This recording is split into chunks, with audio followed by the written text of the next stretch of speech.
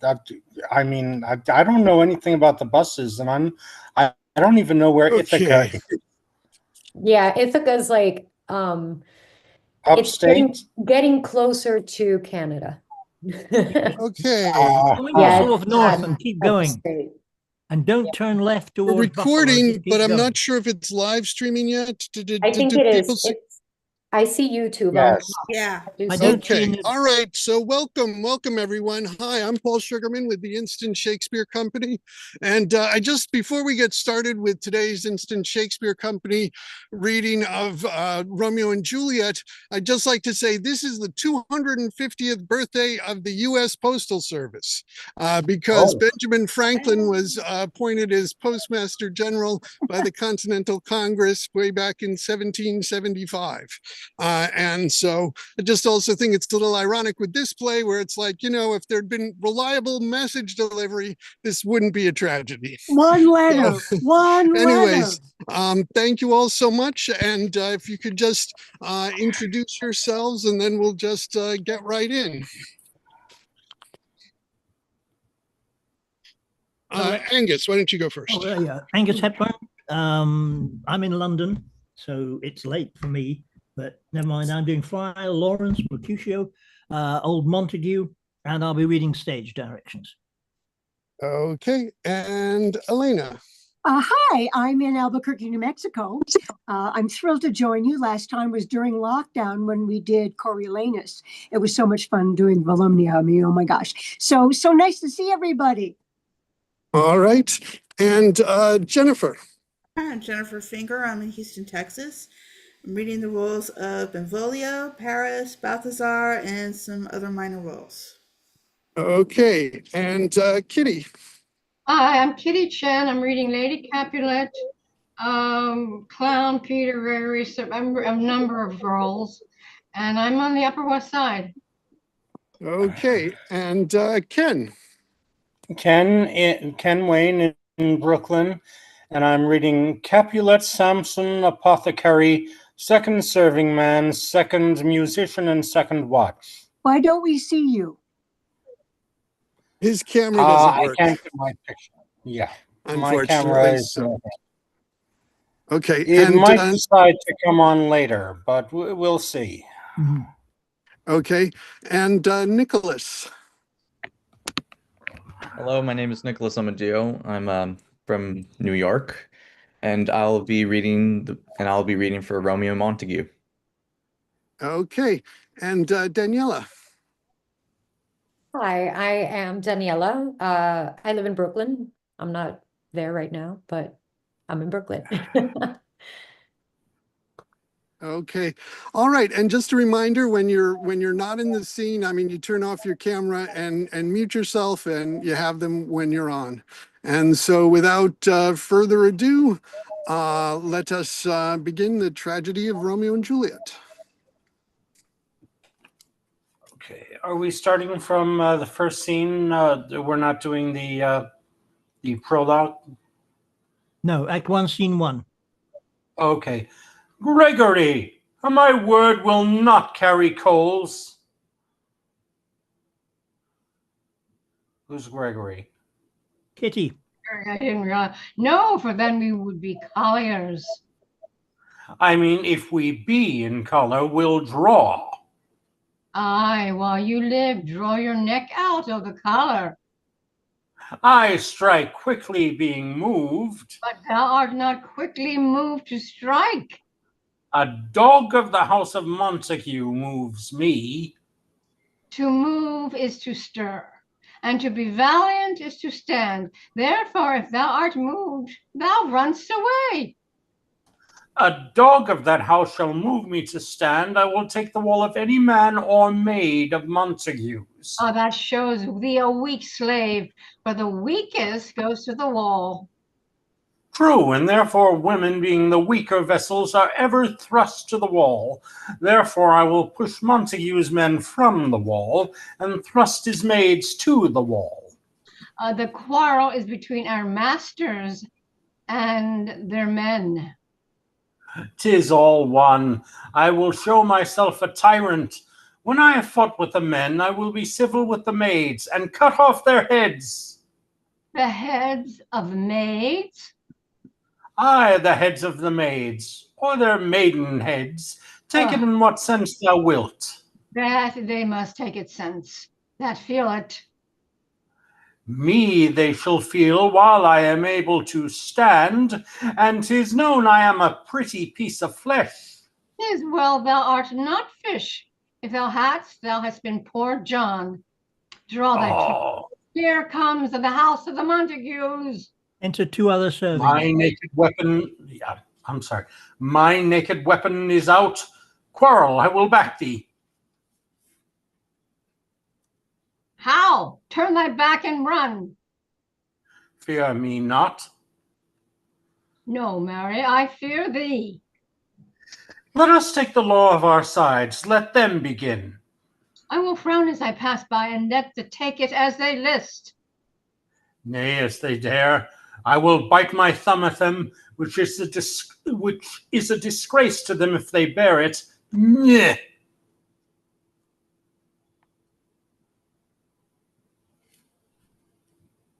Abraham? Do you bite your thumb at us, sir? I do bite my thumb, sir. Do you bite your thumb at us, sir? Is the law of our side if I say aye? No. No, sir, I do not bite my thumb at you, sir, but I bite my thumb, sir. Do you quarrel, sir? Quarrel, sir? No, sir. If you do, sir, I am for you. I serve as good a man as you. No better. Well, sir. And Benvolio enters. Say better. Here comes one of my master's kinsmen. Yes, better. You lie.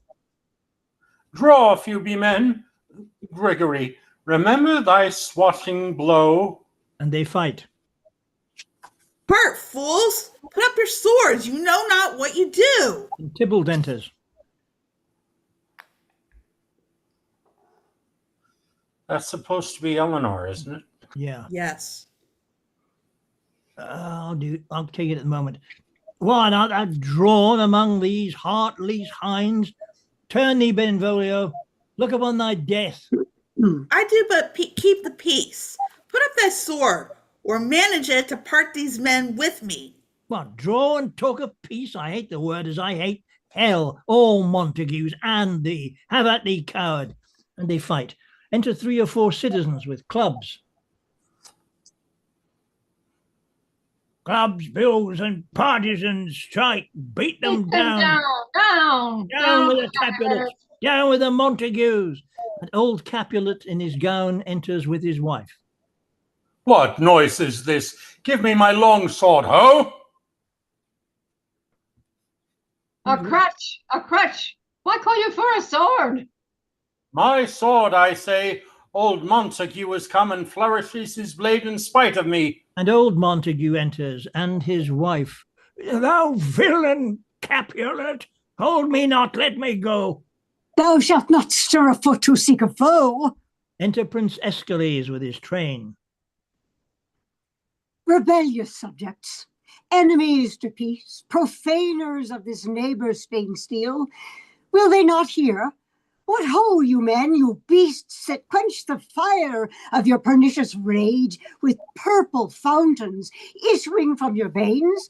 On pain of torture, from those bloody hands throw your mistempered weapons to the ground, and hear the sentence of your moved prince. 3 civil broils, bret of an airy word by the old Capulet and Montague, have thrice disturbed the peace of our streets and made Verona's ancient citizens, cussed by their grave beseeming ornaments, to wield old partisans in hands as old, cankered with peace, to part your cankred hate. If ever you disturb our streets again, your lives shall pay the forfeit of the peace for this time. All the rest depart away. You, Capulet shall go along with me, and Montague, come you this afternoon to know our father's pleasures in this case, to old Freetown, our common judgment place. Once more, on pain of death, all men depart. And the prince exits. Who set this ancient quarrel new abroach? Speak, nephew, were you by when it began? Here were the servants of your adversary, and yours close fighting ere I did approach. I drew to part them. In the instant came the fiery Tybalt with the sword prepared, which, as he breathed defiance to my ears, he swung about his head and cut the winds, who, nothing hurt withal, hissed him in scorn. While we were interchanging thrusts and blows, came more and more, and fought on part and part, till the prince came who parted either part. Oh, where is Romeo? Saw you him today? Right glad I am he was not at this fray. Madam, an hour before the worshipped sun peered forth the golden window of the east, a troubled mind drave me to walk abroad, where underneath the grove of sycamore that westward rooteth from the city side. So early walking did I see your son. Towards him I made, but he was ware of me and stole into the covert of the wood, I measuring his affections by my own, which then most sought where most might not be found. Being one too many by my weary self, pursued my honor, not pursuing his, and gladly shunned who gladly fled from me.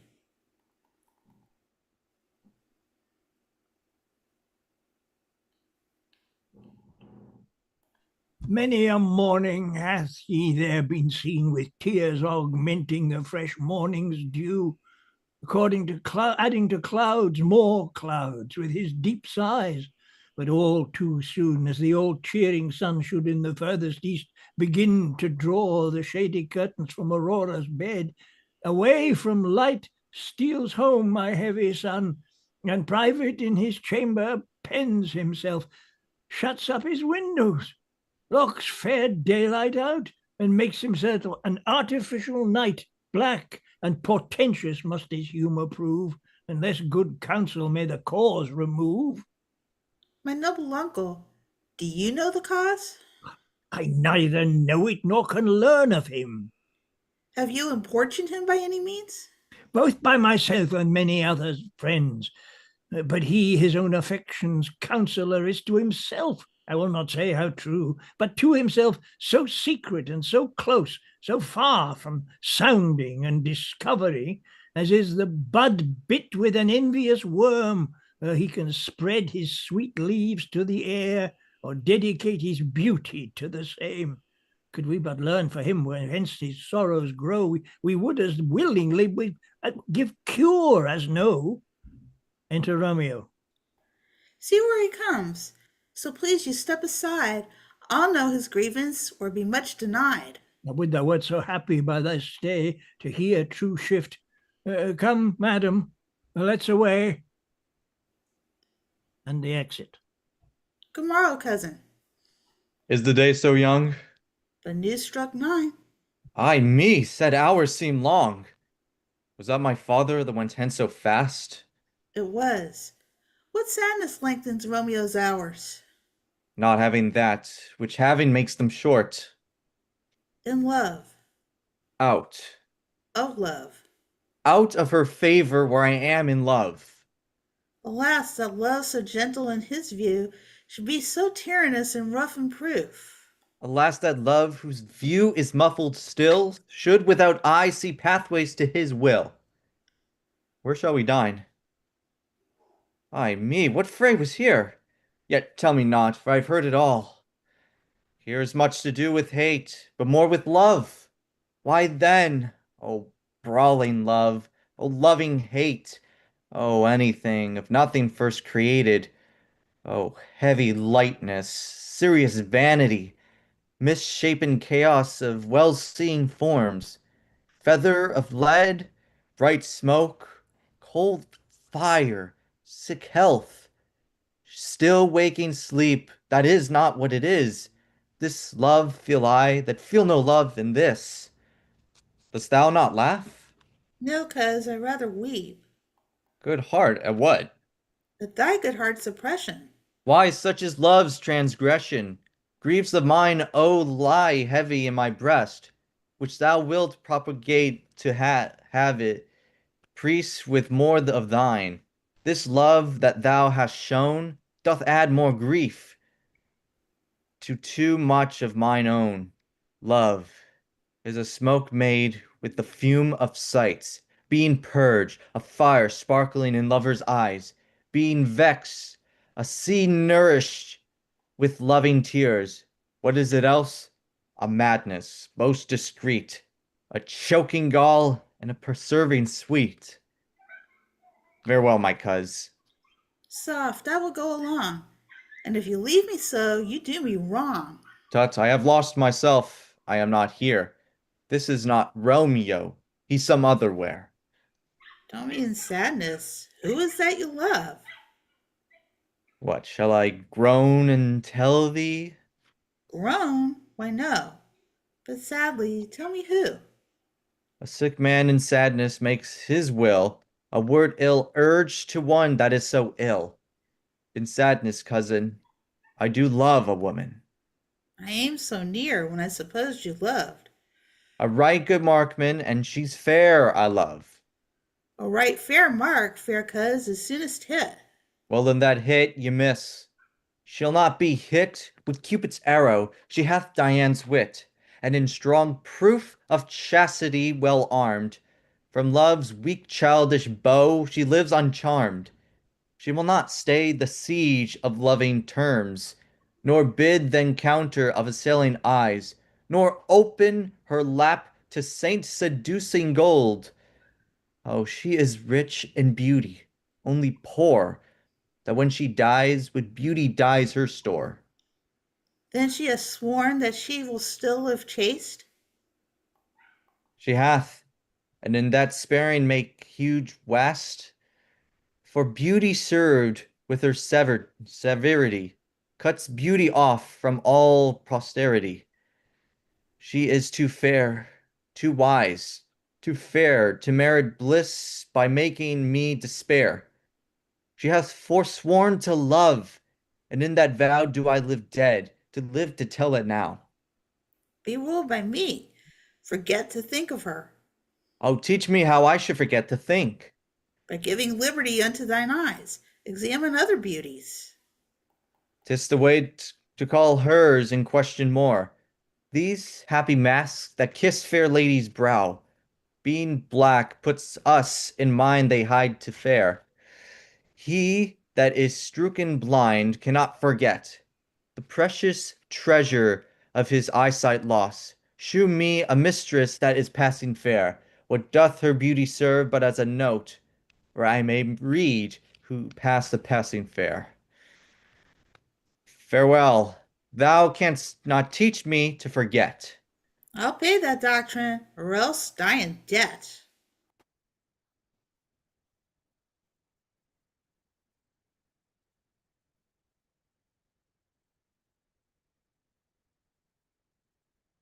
Act 1, Scene 2. Enter Capulet, County Paris, and the clown. Montague is bound as well as I in penalty alike, and 'tis not hard, I think, for men so old as we to keep the peace. Of honorable reckoning are you both, and pity 'tis you lived as odd so long. But now, my lord, what say you to my suit? But saying all what I have said before, my child is yet a stranger in the world. She hath not seen the change of 14 years. Let 2 more summers wither in their pride, ere we may think her ripe to be a bride. Younger than she, our happy mother's maid.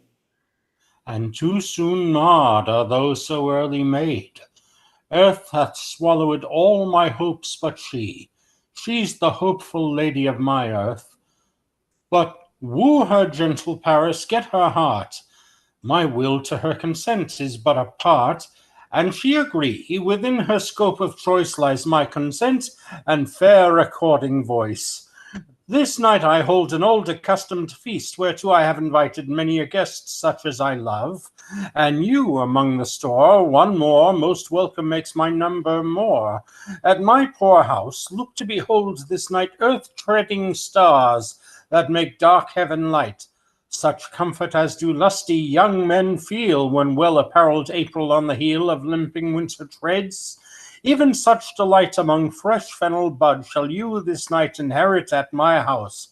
Here all see, and like her most, whose merit most shall be. Which one more view of many mine being one may stand in number, though in reckoning none. Come, go with me. Go, sirrah, trudge about through fair Verona, find those persons out whose names are written there, and to them say my house and welcome on their pleasure stay. Find them out whose names are written. Here it is written that the shoemaker should meddle with his yard, and the tailor with his last, the fisher with his pencil, and the painter with his nets. But I am sent to find those persons whose names are writ, and can never find what names the writing person hath here writ. I must to the learned in good time. Enter Benvolio and Romeo. Tut, man, one fire burns out another's burning. One pain is lessened by another's anguish. Turn giddy and be hope by backward turning. One desperate grief cures with another's languish. Take thou some new infection to the eye, and the rank poison of the old will die. Your plantain leaf is excellent for that. For what, I pray thee? For your broken shin. My Romeo, art thou mad? Not mad, but bound more than a madman is. Shut up in prison, kept without my food, whipped and tormented, and good-e'en, good fellow. Look ye golden, I pray you, sir, can you read? I mine own fortune and my misery. Perhaps you have learned it without book, but I pray, can you read anything you see? Aye, if I know the letters and the language. You say honestly, rest you merry. Stay, fellow, I can read. Romeo reads the letter. Signor Martino and his wife and daughters, County Anselmi and his beauteous sisters, the lady widow of Ultrivio, Signor Placencio and his lovely nieces, Mercutio and his brother Valentine, my uncle Capulet, his wife and daughters, my fair niece Rosaline, Livia, Signor Valencio, and his cousin Tybalt, Lucio, and the lively Helena. A fair assembly. Whither should I come? Up Whither? To supper? to our house, Whose house? my master's. Indeed, I should have asked you that before. Now I'll tell you without asking. My master is a great rich Capulet, and if you be not of the house of Montagues, I pray come and crush a cup of wine. Rest you merry.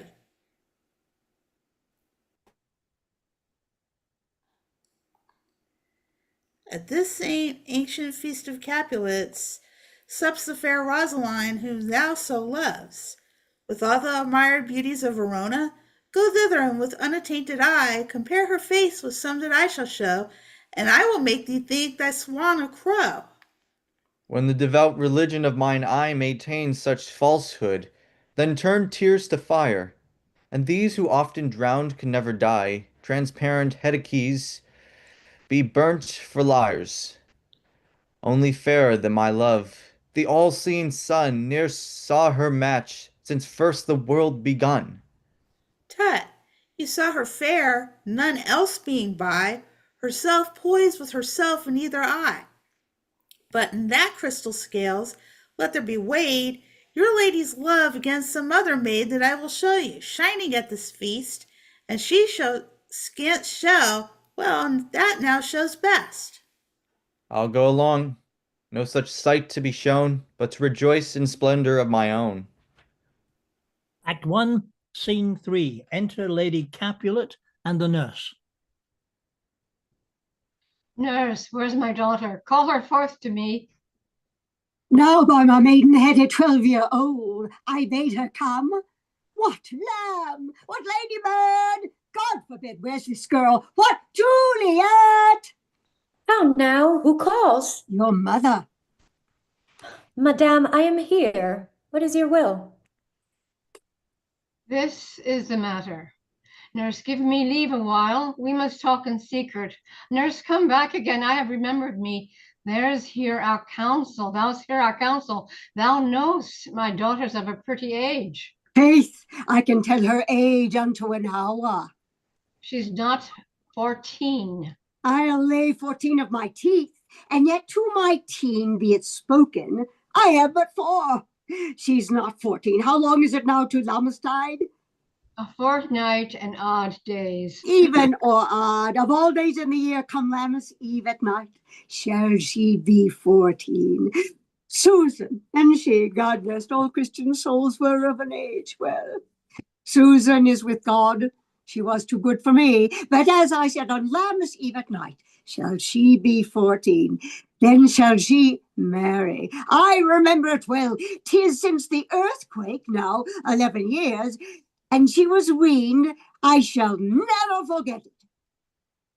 Of all the days of the year, upon that day, for I had then laid wormwood to my dug, sitting in the sun under the dove house wall.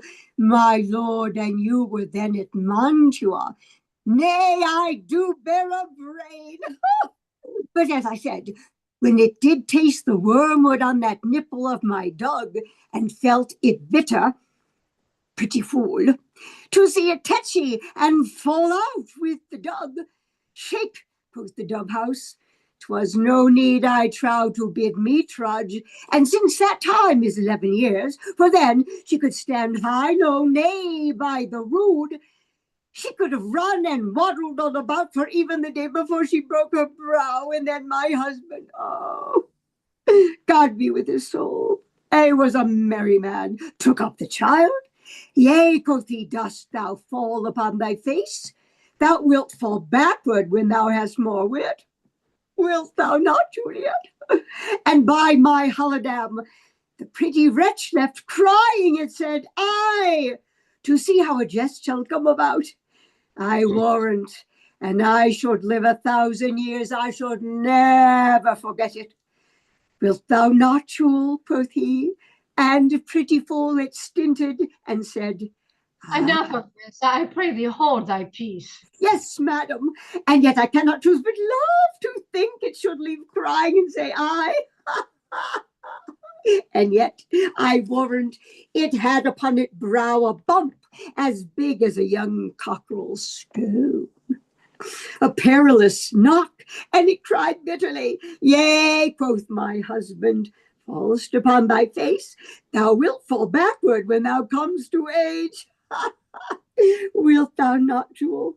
It stinted and said, Aye. And stint thou too, I pray thee, nurse, said I. Peace. I have done. God mark thee to his grace. Thou wast the prettiest babe that e'er I nursed, and I might live to see thee married once. I have my wish. Marry, that marry is the very theme I come to talk of. Tell me, daughter Juliet, how stands your disposition to be married? It is an hour that I dream not of. An honor. Were not I thine only nurse, I would say thou hadst sucked wisdom from thy teat. Well, think of marriage now. Younger than you here in Verona, ladies of esteem are made already mothers. By my count, I was your mother much upon these years that you are now a maid. Thus then, in brief, the valiant Paris seeks you for his love. Oh, man, young lady, such a man as all the world. Why, he's a man of wax. Verona's summer hath not such a flower. Nay, he's a flower, in faith, a very flower. What say you? Can you love the gentleman? This night you shall behold him at our feast. Read o'er the volume of young Paris' face, and find delight writ there with beauty's pen.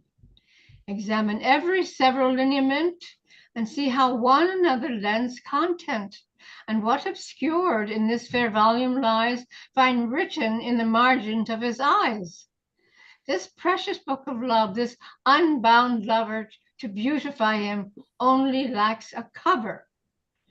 The fish lives in the sea, and 'tis much pride for fair without, the fair within to hide.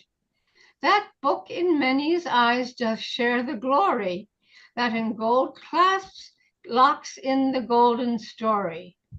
So shall you share all that he doth possess by having him, making yourself no less. No less, nay, bigger. Women grow by men. Speak briefly, can you like a Paris love? I'll look to like, if looking liking move, but no more deep will I endart mine eye, than your consent gives me strength to make fly. And the serving man enters. Madam, the guests are come, supper served up, you called, my young lady asked for, the nurse cursed in the pantry, and everything in extremity. I must hence to wait, I beseech you follow straight. And the servant exits. Follow thee. Juliet, the county stays. Go, girl. Seek happy nights to happy days. And they exit. Act 1, Scene 4, enter Romeo, Mercutio, Benvolio, with 5 or 6 other maskers and torch bearers. What, shall this speech be spoke for our excuse, or shall we on without apology? The date is out of such prolixity, we'll have no Cupid, hoodwinked with a scarf, bearing a tartar painted bow of lath, scaring the ladies like a crow keeper. But let them measure us by what they will. We'll measure them with a measure and be gone. Give me a torch. I am not for this ambling. Being but heavy, I will bear the light. Nay, gentle Romeo, we must have you dance. Not I, believe me. You have dancing shoes with nimble soles. I have a soul of lead, so stakes me to the ground, I cannot move. You are a lover. Borrow Cupid's wings and soar with them above a common bound. I am too sore and pierced with his shaft, too sore with his light feathers, and too bound. I cannot bound a pitch above dull woe. Under love's heavy burden do I strike. And to sink in it should you burden love, too great oppression for a tender thing. Is love a tender thing? It is too rough, too rude, too boisterous, and it pricks like thorn.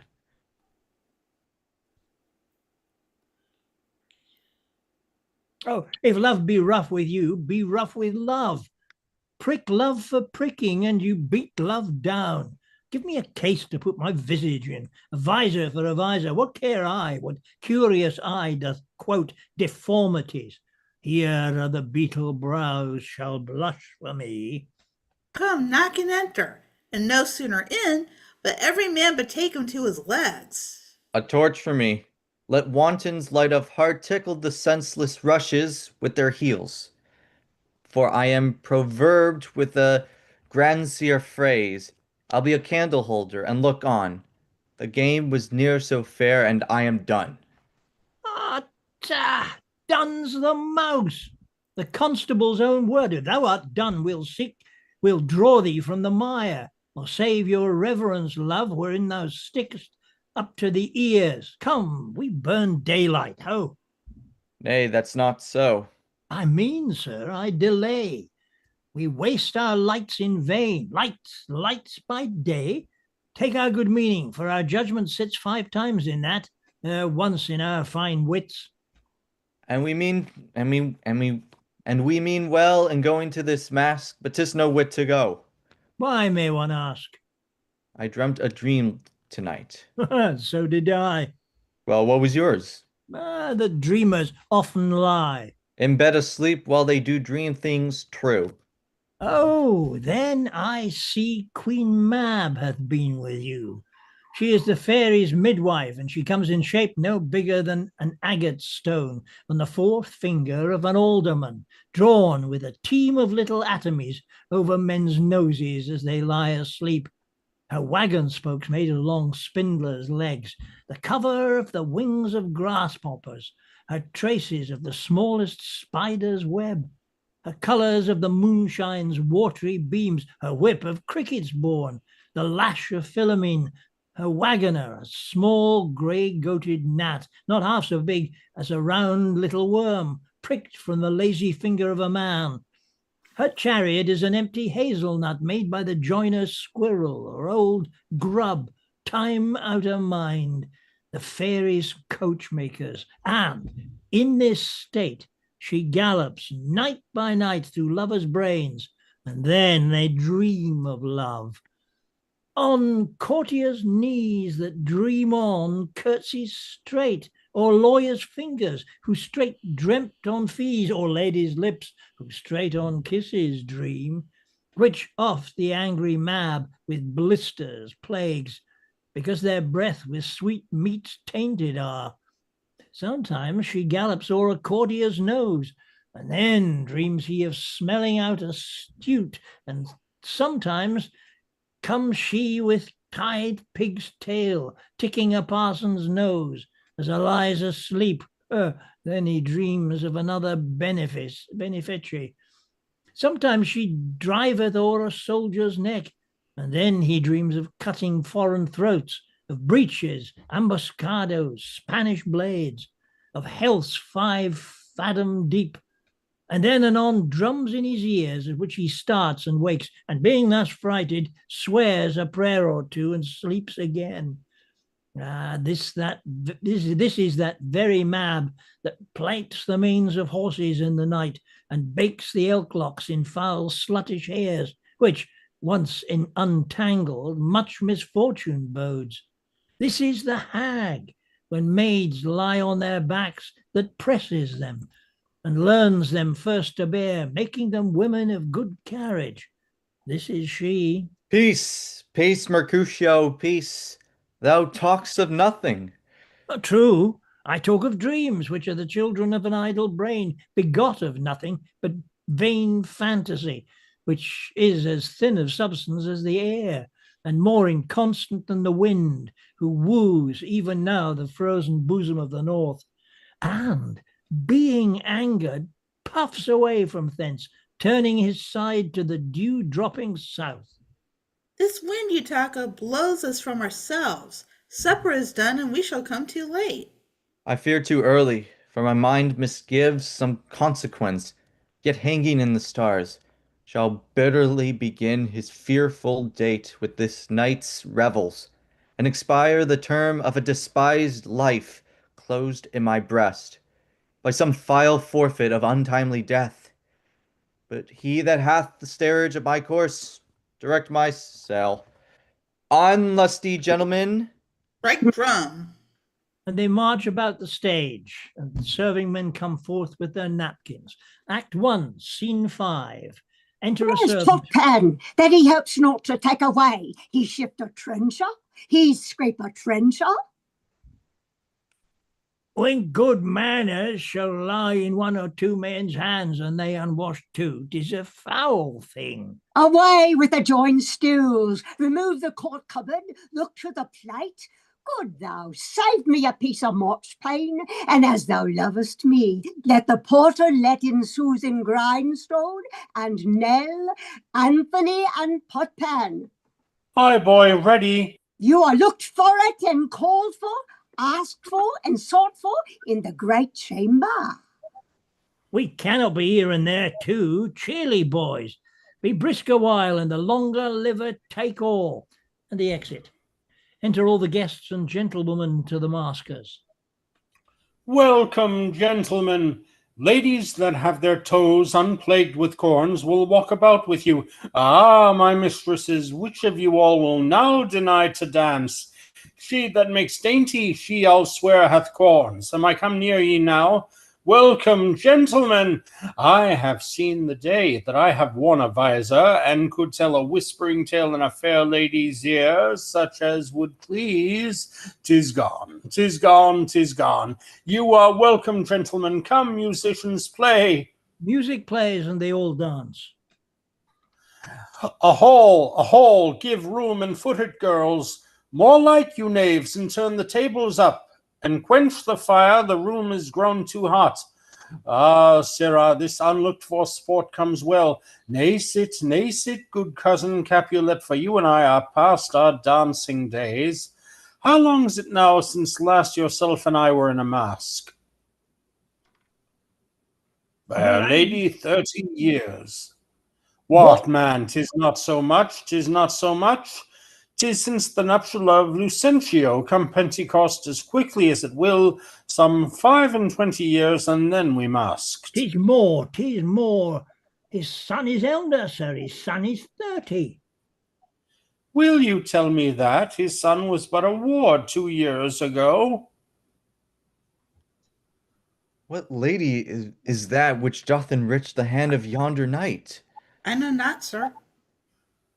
Oh, she doth teach the torches to burn bright. It seems she hangs upon the cheek of night, as a rich jewel of an Ethiop's ear. Beauty too rich for use, for earth too dear. She shews a snowy dove trooping with crows, as yonder lady o'er her fellow shows.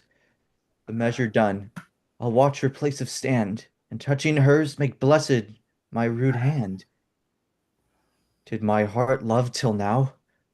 Forswear its sight, for I never saw true beauty till this night. This by his voice should be a Montague. Fetch me my rapier, boy. What dares a slave come hither covered with an antique face, to fleer and scorn at our solemnity? Now by the stock and honour of my kinos, to strike him dead I hold it not a sin.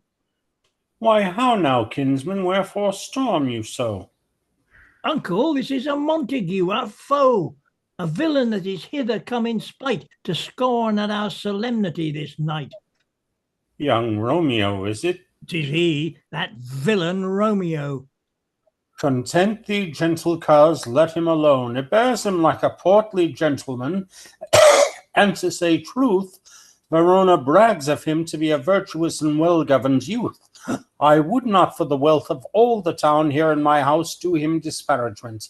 Therefore be patient, take no note of him. It is my will, the which, if thou respect, show a fair presence and put off these frowns, an ill-beseeming semblance for a feast. It fits when such a villain is a guest. I'll not endure him.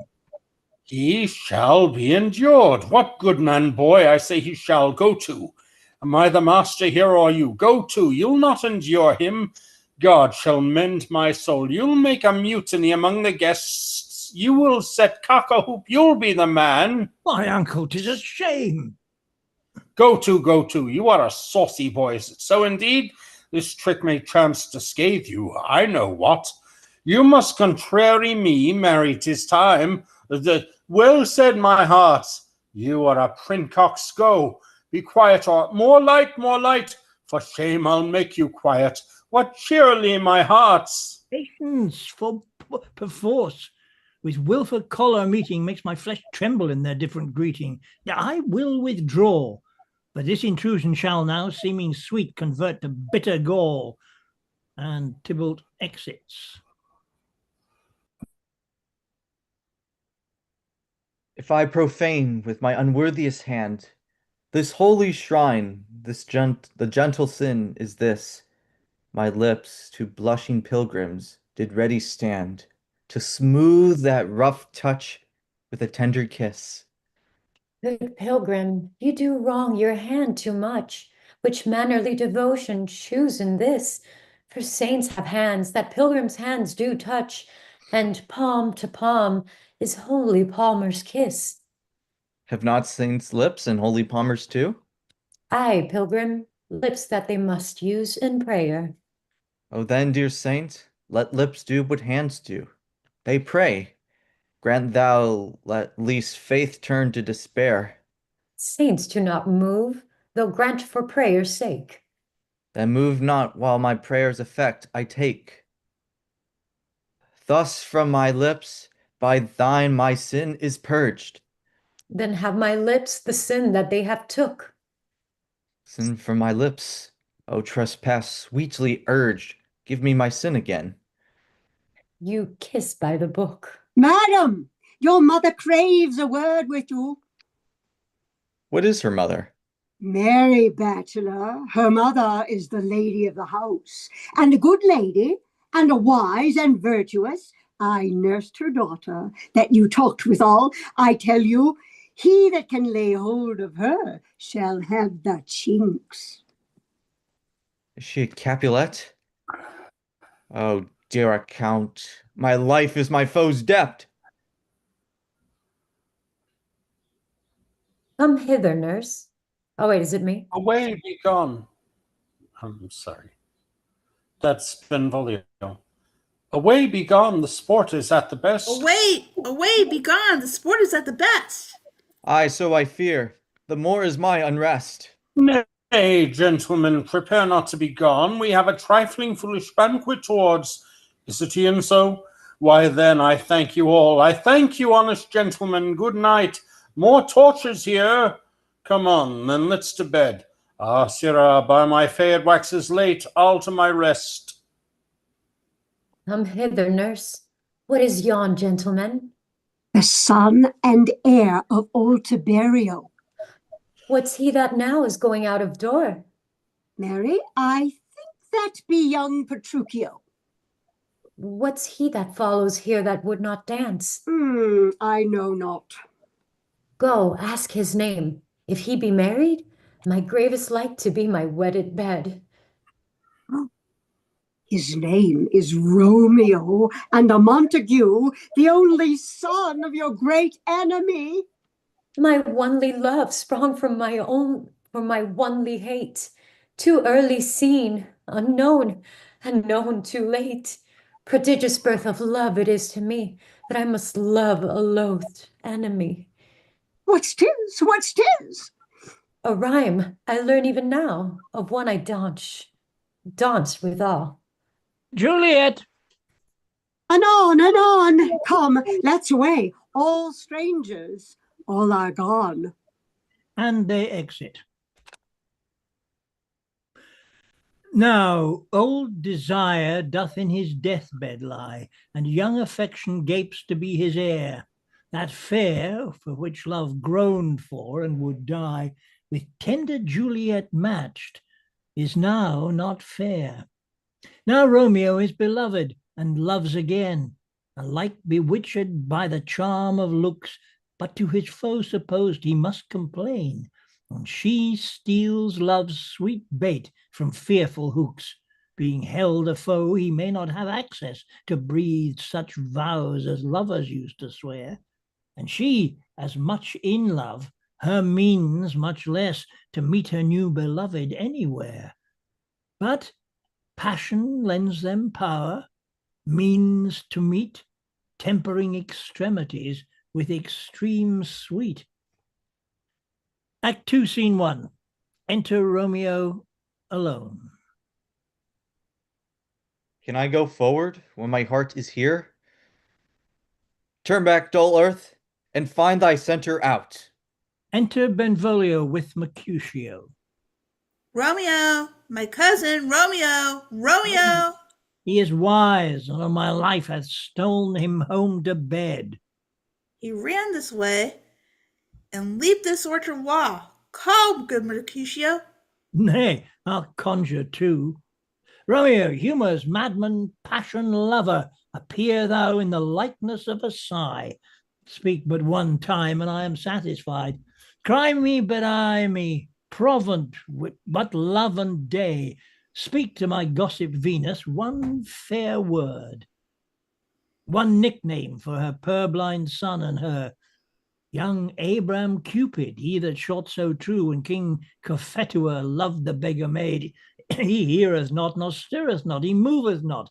The ape is dead, I must conjure him. I conjure thee by Rosaline's bright eyes, by her high forehead and her scarlet lip, by her fine foot, straight leg, and quivering thigh, and the demesnes that there adjacent lie, that in thy likeness thou appear to us. And if he hear thee, thou wilt anger him. This cannot anger him. 'Twould anger him to raise a spirit in his mistress' circle of some strange nature, letting it stand till she had laid it and conjured it down. That was some spite. My invocation is fair and honest, and in his mistress' name I conjure only but to raise him up. Come, he hath hid himself among these trees to be consorted with the humorous night. Blind is his love, and best befits the dark. If love be blind, love cannot hit the mark. Nor will he sit under a medlar tree and wish his mistress were that kind of fruit as maids call medlars when they laugh alone. Oh, Romeo, that she were, oh, that she were an open, or thou a popperin pear. Ah, Romeo, good night. I'll to my truckle bed. This field bed is too cold for me to sleep. Come, shall we go? Go then, for 'tis in vain to seek him here that means not to be found. And they exit. Act 3, Scene 2. Enter Romeo. He just a scars that never felt a wound, but soft. What light through yonder window breaks? It is the east, and Juliet is the sun. Arise, fair sun, and kill the envious moon, who is already sick and pale with grief. That thou, her maid, art far more fair than she. Be not her maid, since she is envious. Her vessel livery is but sick and green, and none but fools do wear it. Cast it off. This is my lady. Oh, it is my love. Oh, that she knew. No, oh, that she knew she were. She speaks, yet she says nothing. What of that? Her eye discourses. I will answer it. I am too bold. 'Tis not to me she speaks. Two of the fairest stars in all of heaven, having some business, do entreat her eyes, to twinkle in their spheres till they return. What if her eyes were there? They in her head, the brightness of her cheek would shame those stares. As daylight doth a lamp, her eye in heaven, would through an airy region stream so bright that birds would sing and think it were not night. See how she leans her cheek upon her hand. Oh, that I were a glove upon that hand, that I might touch that cheek. Ay, me. She speaks. Oh, speak again, bright angel, for thou'rt as glorious of to this night, being o'er my head, as is a winged messenger of heaven unto the white upturned wandering eyes of mortals that fall back to gaze on him, when he bestrides the lazy puffing clouds and sails upon the bosom of the airy. Oh, Romeo, Romeo, wherefore art thou, Romeo? Deny thy father and refuse thy name, or if thou wilt not, be but sworn to my love, and I'll no longer be a Capulet. Shall I hear more, or shall I speak at this? 'Tis but thy name that is my enemy. Thou art thyself, though not a Montague. What's a Montague? It is nor hand nor foot, nor arm nor face. Oh, be some other name belonging to a man. What? In the names that which we call a rose, by any other word would smell as sweet. So Romeo would, were he not Romeo called. Retain that dear perfection which he owes. Without that title, Romeo, doff thy name, and for thy name which is no part of thee, take all myself. I take thee at thy word. Call me but love, and I'll be new baptized. Henceforth I never will be Romeo.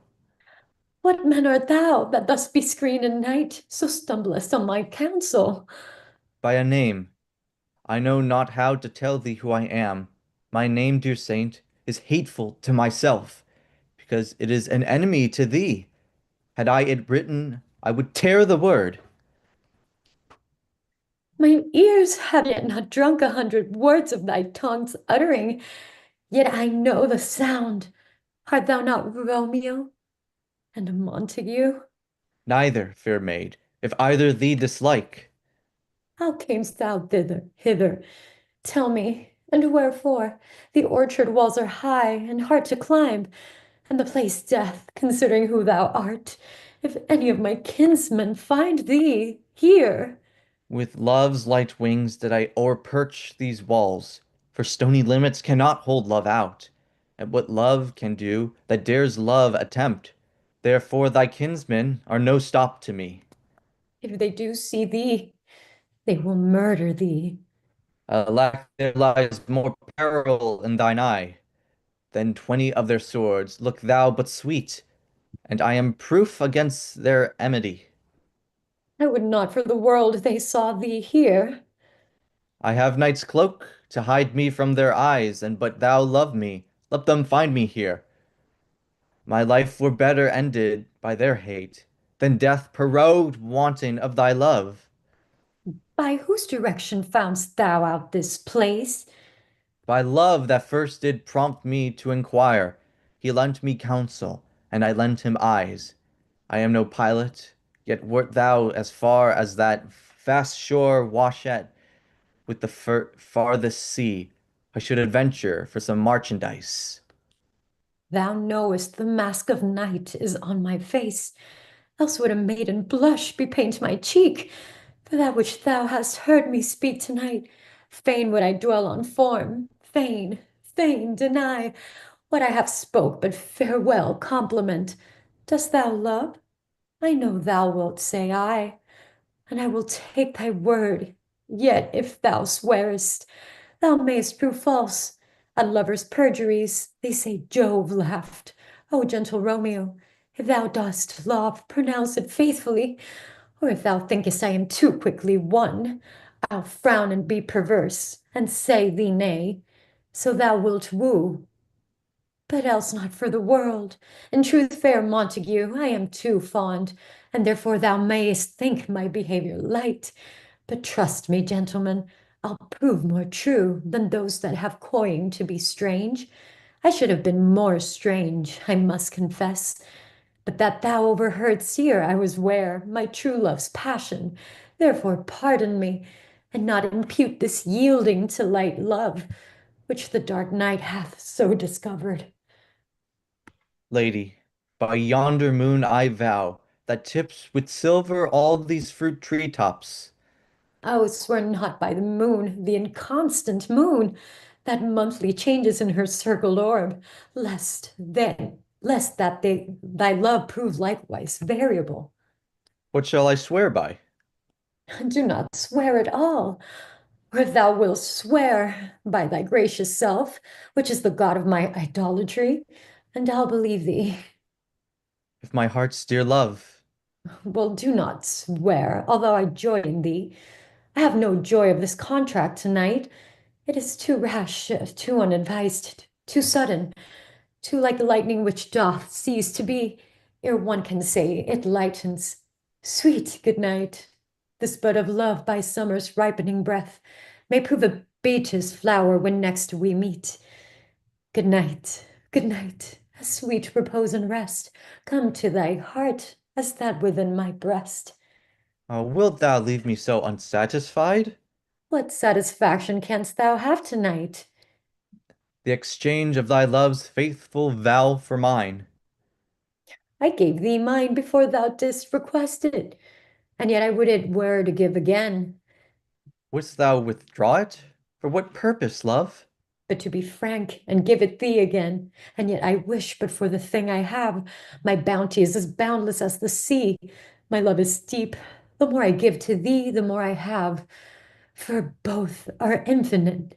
I hear some noise within, dear. Love adieu. Madam, Unknown good nurse. Sweet Montague, be true. Stay but a little. I will come again. Oh, blessed, blessed night. I am afeard being in night. All this is but a dream, too flattering sweet to be sustained. Free words, dear Romeo, and good night indeed. If that thy bent of love be honorable, thy purpose marriage, send me word tomorrow by one that I'll procure to come to thee, where and what time thou wilt perform the rite, and all my fortunes at thy foot I'll lay, and follow thee, my lord, throughout the world.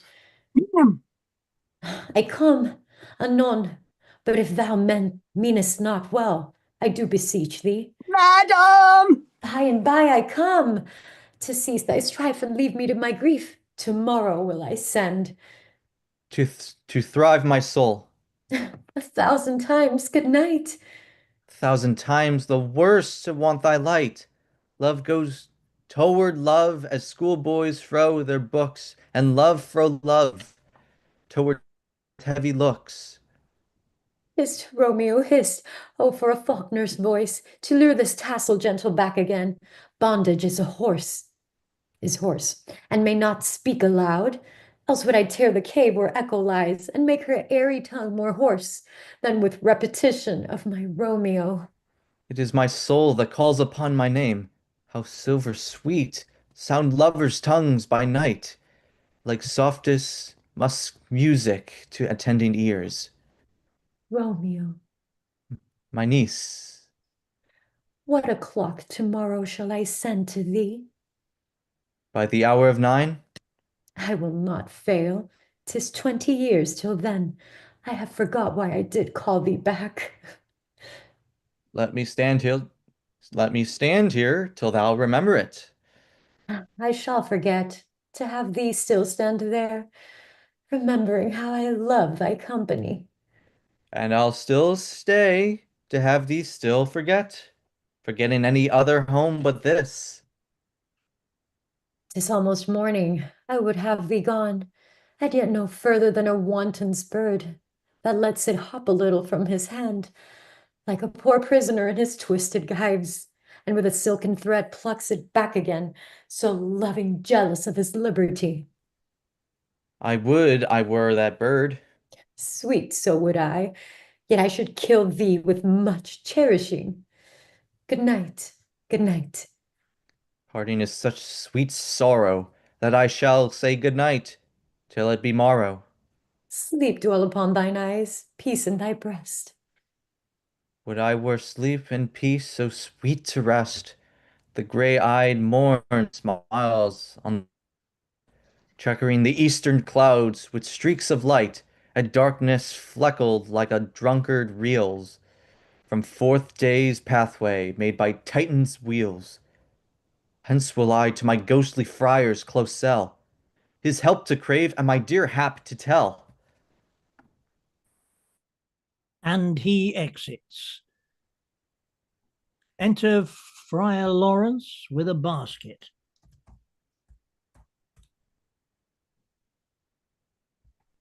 The grey-eyed morn smiles on the frowning night, checkering the eastern clouds with streaks of light, and fleckled darkness like a drunkard reels from forth day's path and Titan's burning wheels.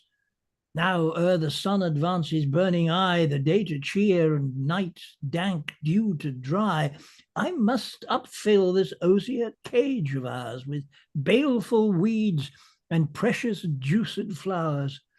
The earth that's nature's mother is her tomb. What is her burying grave that is her womb? And from her womb children of divers kind, we sucking on her natural bosom find. Many for many virtues excellent, none but for some, and yet all different. Omical is the powerful grace that lies in plants, herbs, stones, and their true qualities. For naught so vile that on earth do live, but to the earth some special good doth give. Or nor aught so good, but strained from that fair use, revolts from true birth, stumbling on abuse. Virtue itself turns vice, being misapplied, and vice sometime by action dignified. Romeo enters. Within the infant rind of this weak flower, poison hath residence, and medicine power, for this being smelt, with that part cheers each part, being tasted, slays all senses with the heart. Two such opposed kings encamp them still, in man as well as herbs, grace and rude will. And where the worser is predominant, full soon the canker death eats up that plant. Good morrow, father. Oh, benedice, what early tongue so sweet saluteth me? Ah, young son, it argues a distempered head, so soon to bid good morrow to thy bed. Care keeps his watch in every old man's eye, and where care lodges, sleep will never lie. But where unbruised youth with stuffed brain doth couch his limbs, there golden sleep doth reign. And therefore thy earliness doth me assure thou art uproused with distemperature, or if not so, then here I hit it right. Our Romeo hath not been in bed tonight. That last is true. The sweeter rest was mine.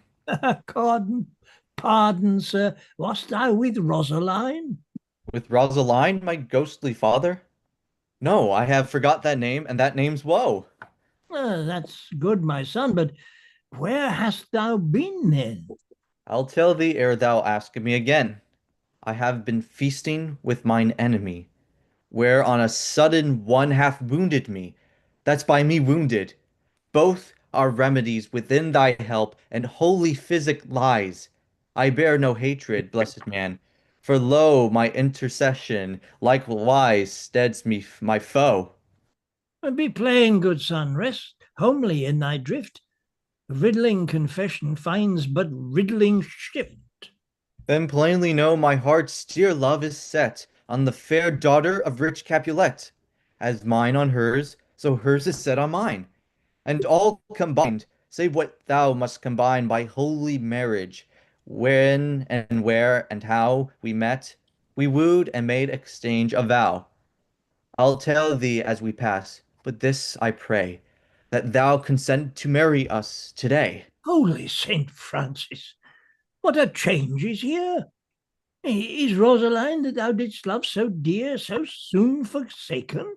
Young men's love then lies not truly in their hearts, but in their eyes. Jesu Maria, what a deal of brine hath washed thy sallow cheeks for Rosaline! How much salt water thrown away in waste to season love that off it doth not taste! The sun not yet thy sighs from heaven clears, the old groans yet ringing in my ancient ears. Lo, here upon thy cheek the stain doth sit of an old tear that is not washed off yet.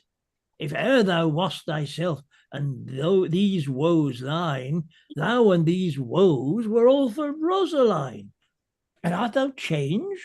Pronounce this sentence then: women may fall when there's no strength in men. Thou chidst me off for loving Rosaline. For doting, not for loving, pupil mine. And bast me bury love. Not in a grave, to lay one in, another out to have. I pray thee, chide me not. Her I love now doth grace for grace, and love for love allow. The other did not so. No, she knew well thy love did read by rote that could not spell. But come, young waverer, come go with me. In one respect, I'll thy assistant be. For this alliance may so happy prove to turn your household rancor to pure love. Oh, let us hence. I stand on sudden haste. Wisely and slow they stumble that run fast, and they exit. Act 2, Scene 4. Enter Benvolio and Mercutio.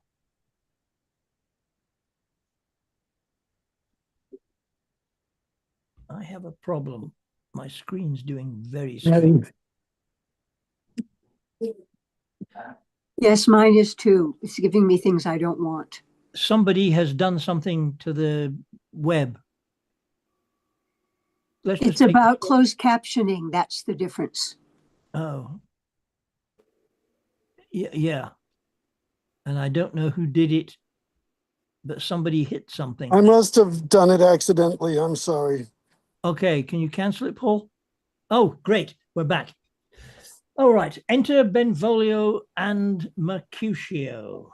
Where the devil should this Romeo be? Came he not home tonight? Not to his father's. I spoke with his man. Why, that same pale-hearted wench, that Rosaline, torments him so that he will sure run mad.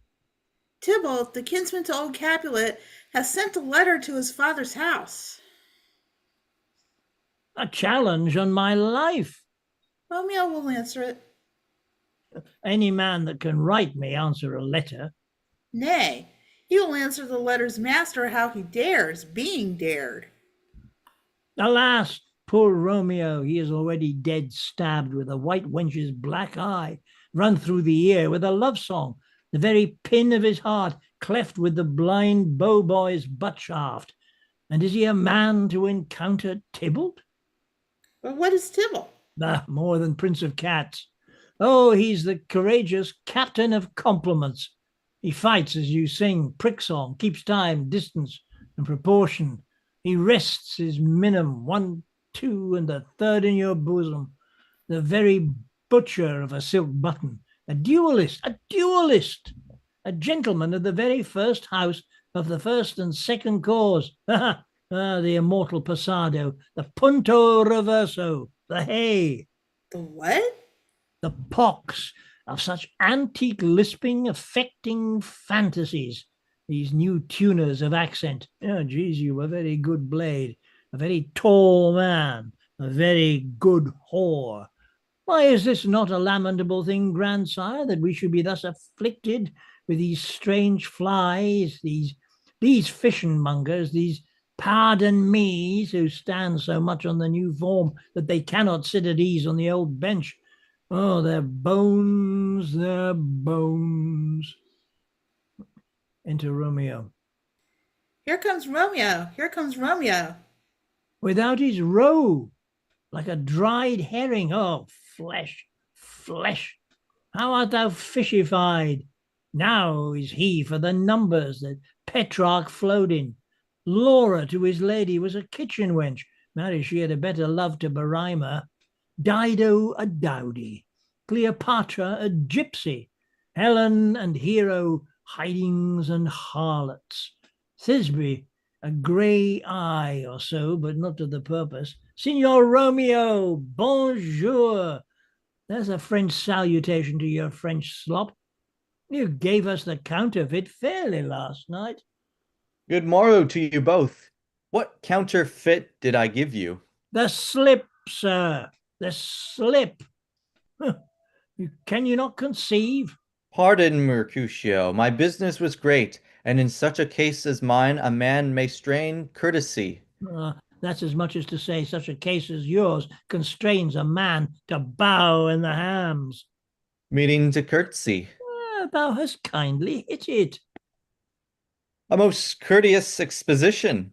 Oh, nay, I am the very pink of courtesy. Pink for flower. Right. Why, then is my pump well flowered. Sure, wit, follow me in this jest. Now, till thou hast worn out thy pump, that when the single soul of it is worn, the jest may continue after the wearing, soul singular. Oh, single, so jest, solely singular for a single niece. Come between us, good Benvolio, my wit faints. Swits and spurs, and I'll cry a match. Nay, if our wits run the wild goose chase, I am done, for thou hast more of the wild goose chase in one of thy wits than I am sure I have in my whole 5. Was I with you there for the goose?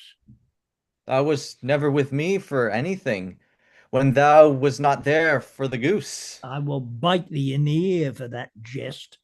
Nay, good goose bite not. Thy wit is a very bitter sweeting. It is a most sharp sauce.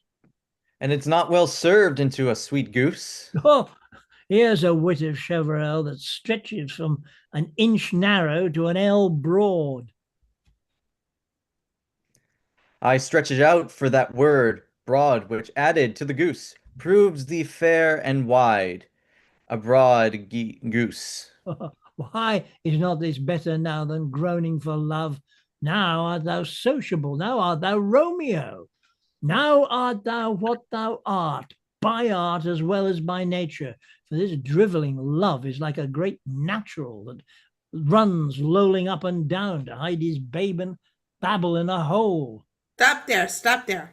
Thou didst ask me to stop in my tail against the hair? Thou wouldst else have made thy tail large. Oh, thou art deceived. I would have made it short, or I was come to the whole depth of my tail, and meant indeed to occupy the argument no longer. Enter a nurse and her man. Here's a goodly gear. A sail, a sail. Two. A shirt and a smock. Peter!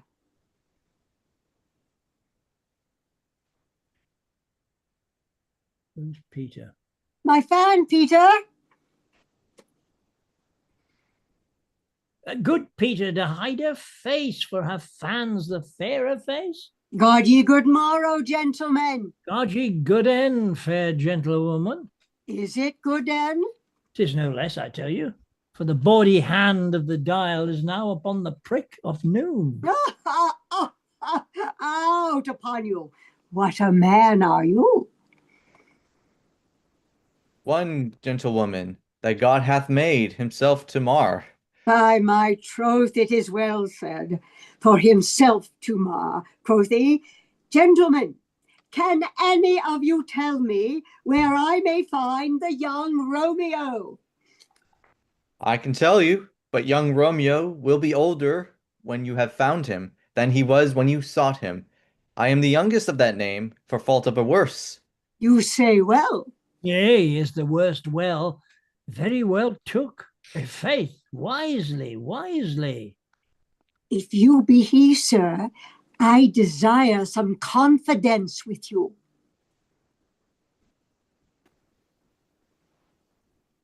She will indict him to some supper. Aboard, how so? Well, hast thou found? No hare, sir, unless a hare sit in a Lenten pie, that is something stale, and whore it be spent. An old hare whore, and an old hare whore is very good meat in Lent, but a hare that is whore is too much for a score, then it whores ere it be spent. Romeo, will you come to your father's? We'll to dinner thither. I will follow you. Ah, farewell, ancient lady. Farewell, lady. I pray you, sir, what saucy merchant was this that was so full of his ropery? A gentleman, nurse, that loves to hear himself talk, and will speak more in a minute than he will stand to in a month. And he speak anything against me, I'll take him down, and he were lustier than he is, and 20 such jacks, and if I cannot, I'll find those that shall.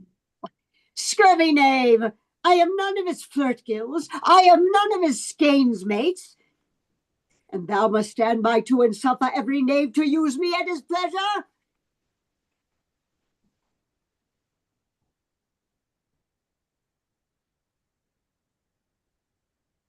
I saw no man use you at his pleasure. If I had my weapon, would quickly have been out, I warrant you. I dare draw as soon as another man. If I see occasion in a good quarrel, and the law is on my side.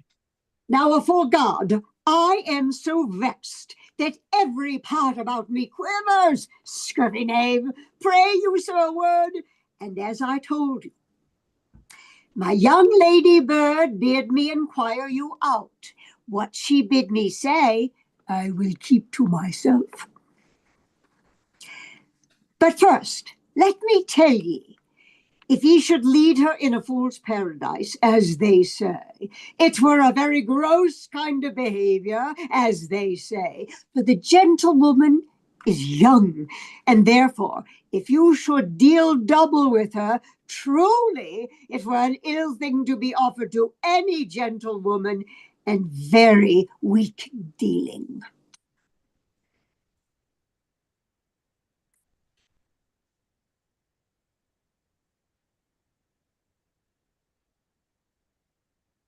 Romeo says, Oh. Nurse, commend me to thy lady and mistress. I protest unto thee. good heart, and i' faith, I will tell her as much. Lord, she will be a joyful woman. What wilt thou tell her, nurse? Thou dost not mark me? I will tell her, sir, that you do protest, which, as I take it, is a gentlemanlike offer. Bid her devise some means to come to shrift this afternoon, and there she shall at friar be shrived and married. Here is for thy pains. No, sir, not a penny. Go to, I say you shall. This afternoon, sir? Well, she shall be there.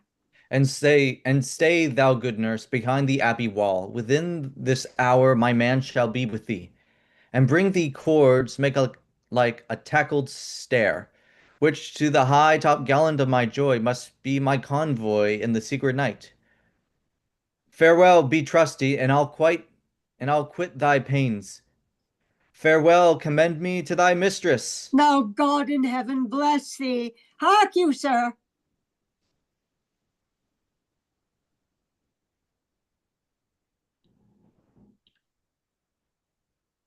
Romeo, Warrant, what sayest thou, my dear nurse?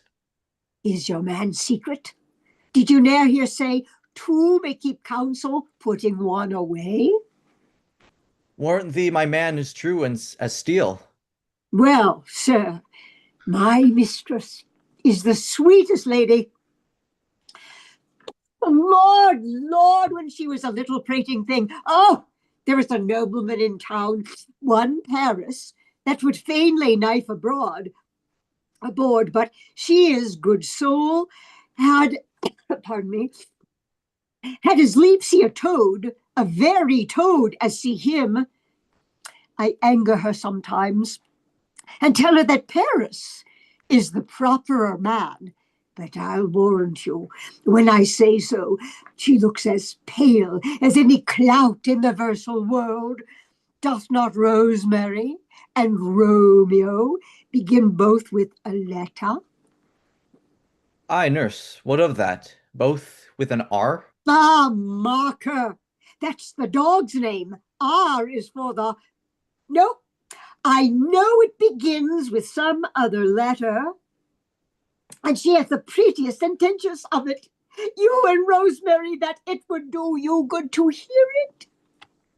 Commend me to thy lady. I, 1,000 times. Peter, anon. before and apace.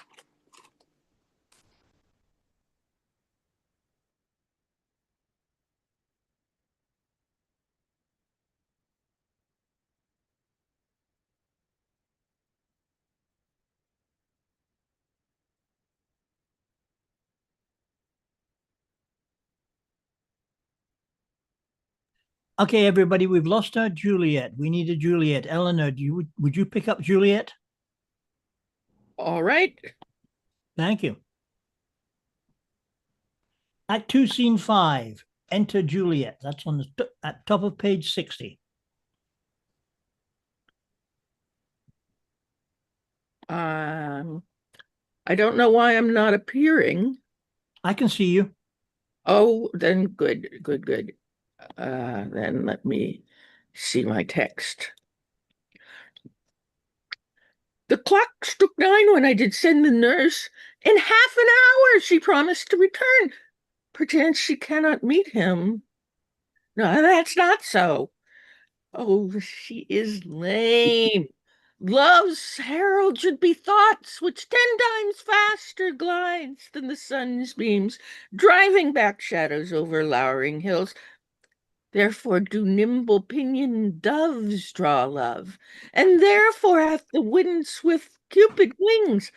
Now is the sun upon the hindmost hill of this day's journey, and from 9 till 12, aye, 3 long hours, yet she is not come. Had she affections and warm youthful blood, she would be as swift in motion as a ball. My words would bandy her to my sweet love, and his to me. But old folks many feign as they were dead, unwieldy, slow, heavy, and pale as lead. Enter the nurse. Oh God, she comes. Oh honey nurse, what news? Hast thou met with him?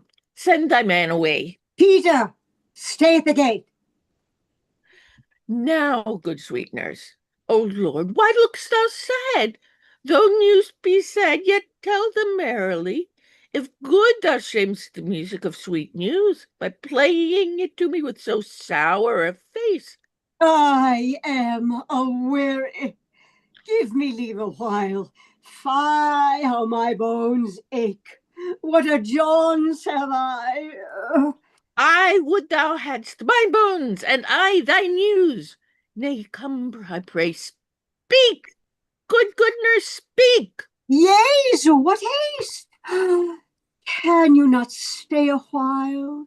Do you not see that I am out of breath? How art thou out of breath when thou hast breath to say to me that thou art out of breath? The excuse that thou dost make in this delay is longer than the tale thou dost excuse. Is thy news good or bad? Answer to that. Say either, and I'll stay the circumstance. Let me be satisfied. Is't good or bad? Well, you have made a simple choice. You know not how to choose a man. Romeo? No, not he. Though his face be better than any man's, yet his leg excels all men's, and for a hand and a foot and a body, though they be not to be talked on, yet they are past compare. He is not the flower of courtesy, but I'll warrant him as gentle as a lamb. Go thy ways, wench, serve God. What, have you dined at home? No, but all this I did know before. What says he of our marriage? What of that? Oh, Lord, how my head aches. What a head have I. It beats as it would fall in 20 pieces. My back at the other side. Ah, my back. Beshrew your heart for sending me about to catch my death with jouncing up and down. Think I'm sorry that thou art so well. Sweet nurse, tell me what says my love. Your love says, like an honest gentleman, and a courteous, and a kind, and handsome, and I warrant a virtuous. Where is your mother? Where is my mother? Why, she is within. Where should she be? How oddly thou replies. Your love says, like an honest gentleman, where is your mother? Oh, God's lady dear, are you so hot? Marry, come up, I trow. Is this the poultice for my aching bones? Henceforth, do your messages yourself. Here's such a coil. Come, what says Romeo? Have you got leave to go to shrift today? I have. Then hie you hence to Friar Lawrence's cell. There stays a husband to make you a wife. Ah, now comes the wanton blood up in your cheeks. They'll be in scarlet straight as any news. Hie you to church. I must another way to fetch a ladder. By the which your love must climb a bird's nest. Soon, when it is dark, I am the drudge and toil in your delight. But you shall bear the burden soon at night. Go, I'll to dinner. Hie you to the cell. Hie to high fortune, honest nurse. Farewell. And they exit. Act 2, Scene 6. Enter the Friar and Romeo. So smile the heavens upon this holy act, that after ours with sorrow tread us not. Amen. Amen. Become what sorrow can. It cannot countervail the exchange of joy that one short minute gives me in her sight. Do thou but close our hands with holy words. Then love devouring death do what he dare. It is enough. I may call her mine. These violent delights have violent ends, and in their triumph die like fire and powder, which as they kiss consume. The sweetest honey is loathsome in his own deliciousness, and in the taste confounds the appetite. Therefore love moderately. Long love doth so. Too swift arrives, as tardy as too slow. And Juliet enters. Ah, here comes the lady. Oh, so light a foot will ne'er wear out the everlasting flint. A lover may bestride the gossamoors that yields in the wanton summer air, and yet not fall, so light is vanity. Good even to my ghostly confessor. Romeo shall thank thee, daughter, for us both. As much to him, else in his thanks too much. Juliet, if the measure of thy joy be heaped like mine, and that thy skill be more to blessin on, then sweeten with thy breath this neighbor air, and let rich music's tongue unfold the imagined happiness that both receive in either. But this dear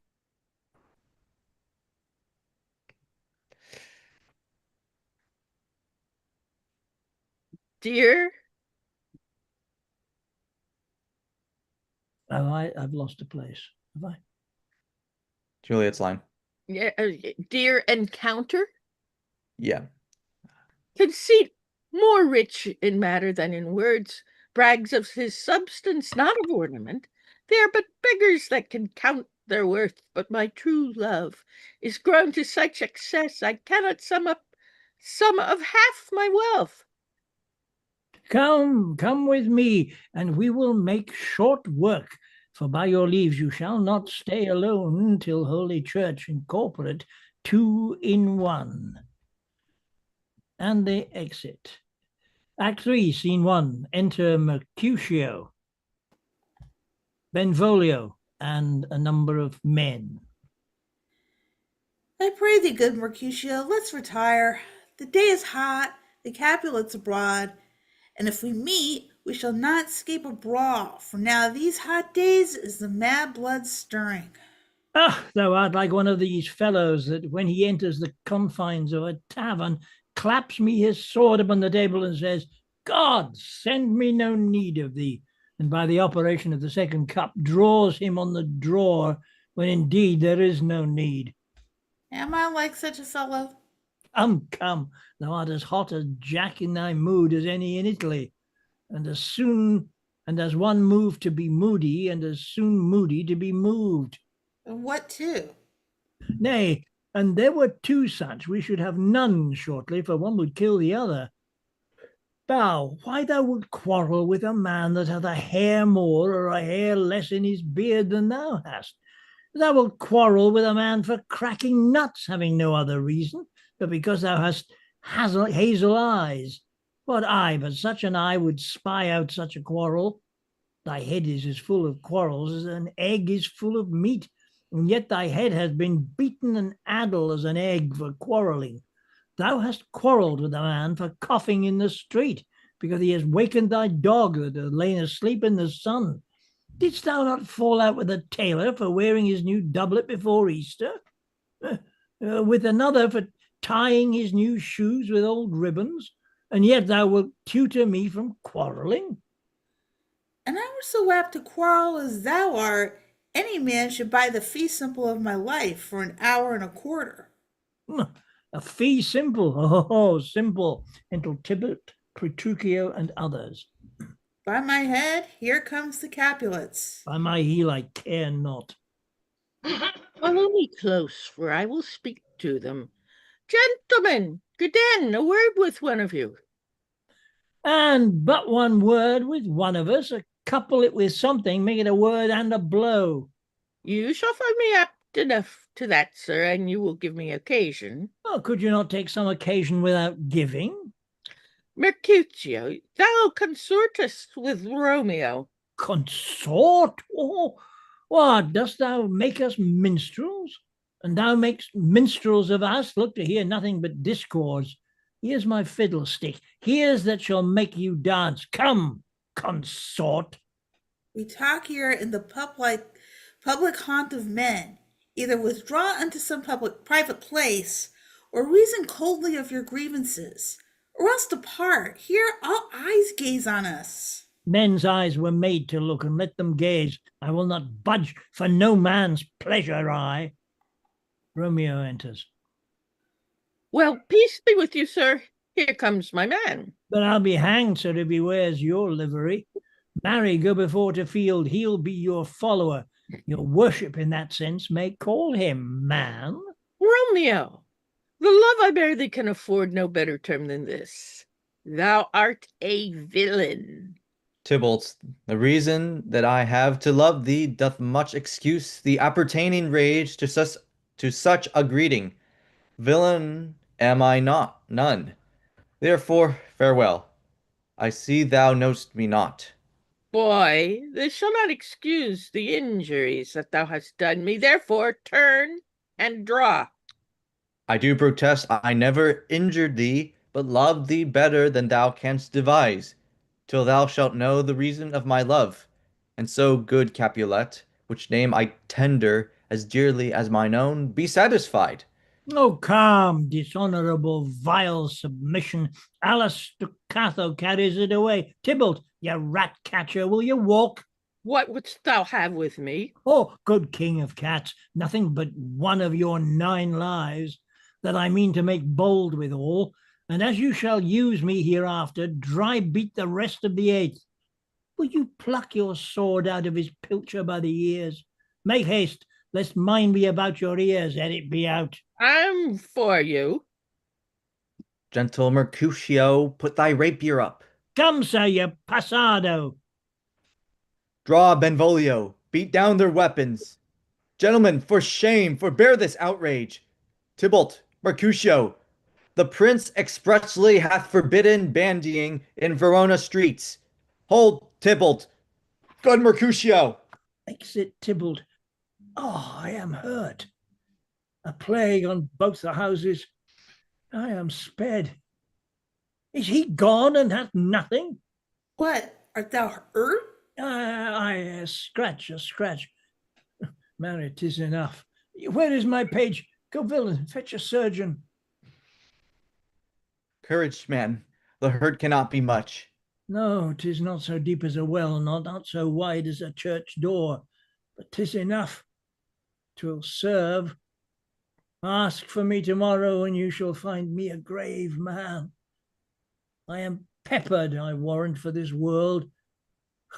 Plague on both your houses. What? A dog? A rat? A mouse? A cat to scratch a man to death? A braggart, a rogue, a villain that fights by the brook of arithmetic? Why the devil came you between us? I was hurt under your name. I thought all for the best. Oh, help me to some house, Benvolio, or I shall faint. A plague on both your houses.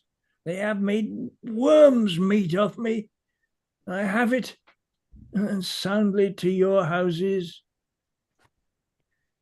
This gentleman, the prince's near ally, my furry friend, hath got his mortal hurt in my behalf, my reputation stained with Tybalt's slander.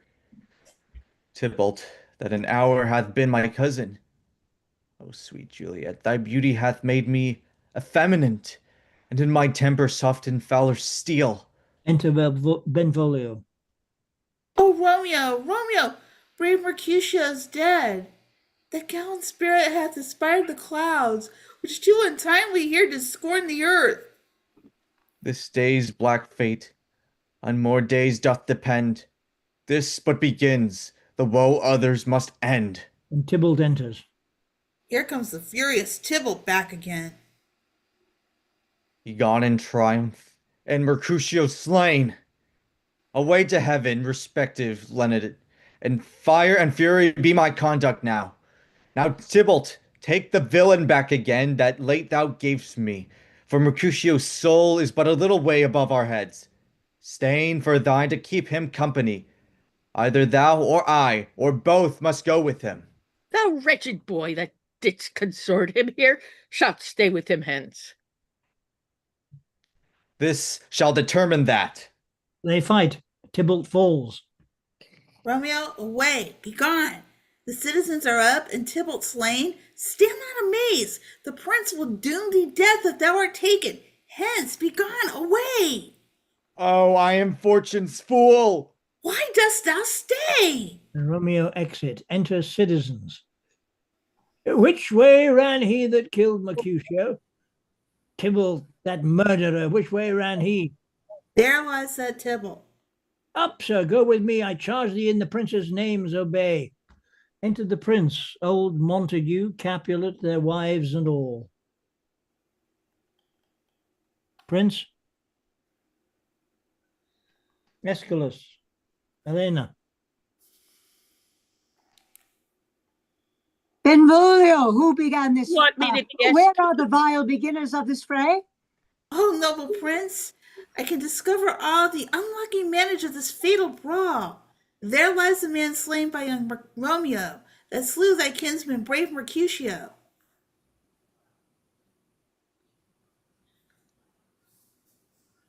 Ken, Capulet's wife. Capulet's wife. Oh, yeah. Who's Lady Capulet? I think that's Kitty. Kitty. Yeah. I'm Lady Capulet. No, is that Capulet Y? Is Yeah. Yeah. Tybalt, my cousin. Oh, my brother's child. Oh, prince, oh, cousin, husband. Oh, the blood is spilled of my dear kinsman.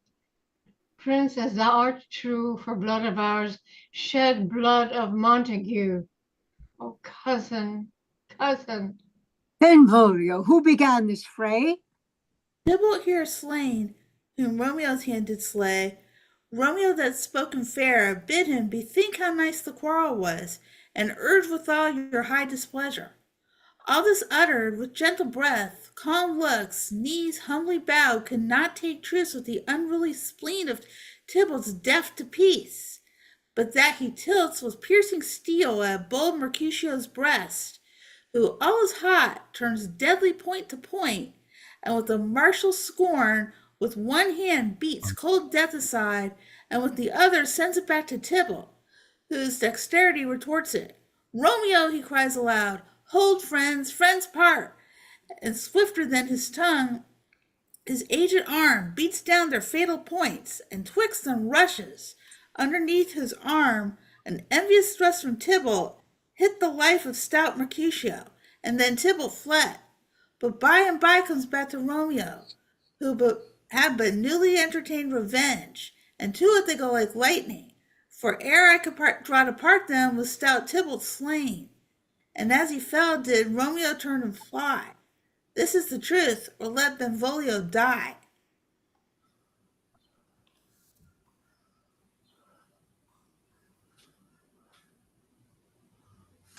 Kitty Capulet. Kitty. Cap Y? What? That's the Kinsman. wife of Capulet, Lady Capulet. Affection makes him false. He speaks not true. Some 20 of them fought in this black strife, and all those 20 could but kill one life. I beg for justice, which thou, prince, must give. Romeo slew Tybalt. Romeo must not live. Romeo slew him. He slew Mercutio, who now the price of his dear blood doth owe. Not Romeo, prince. He was Mercutio's friend. His fault concludes, but what the law should end the life of Tybalt. And for that offense, immediately we do exile him hence. I have an interest in your heart's proceeding.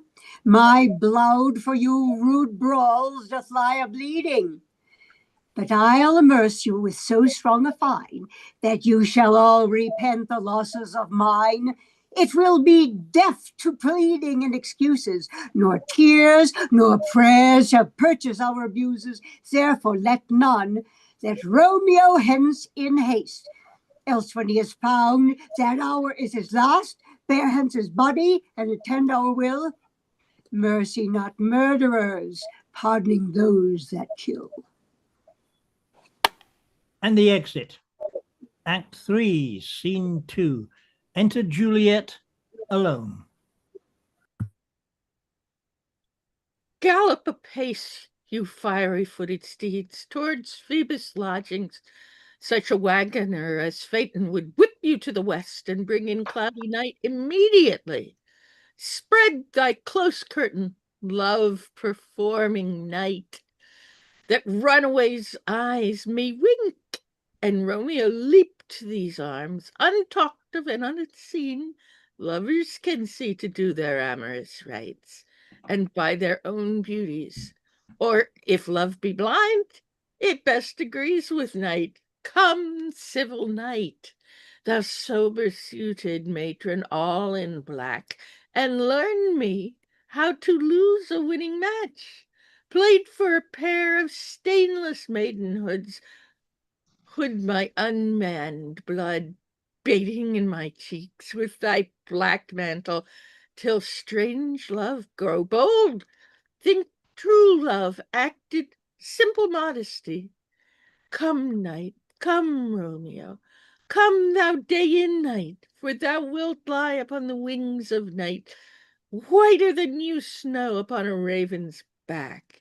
Come, gentle night, come, loving, black-browed night, give me my Romeo, and when I shall die, take him and cut him out in little stars, and he will make the face of heaven so fine that all the world will be in love with night and pay no worship to the garish sun.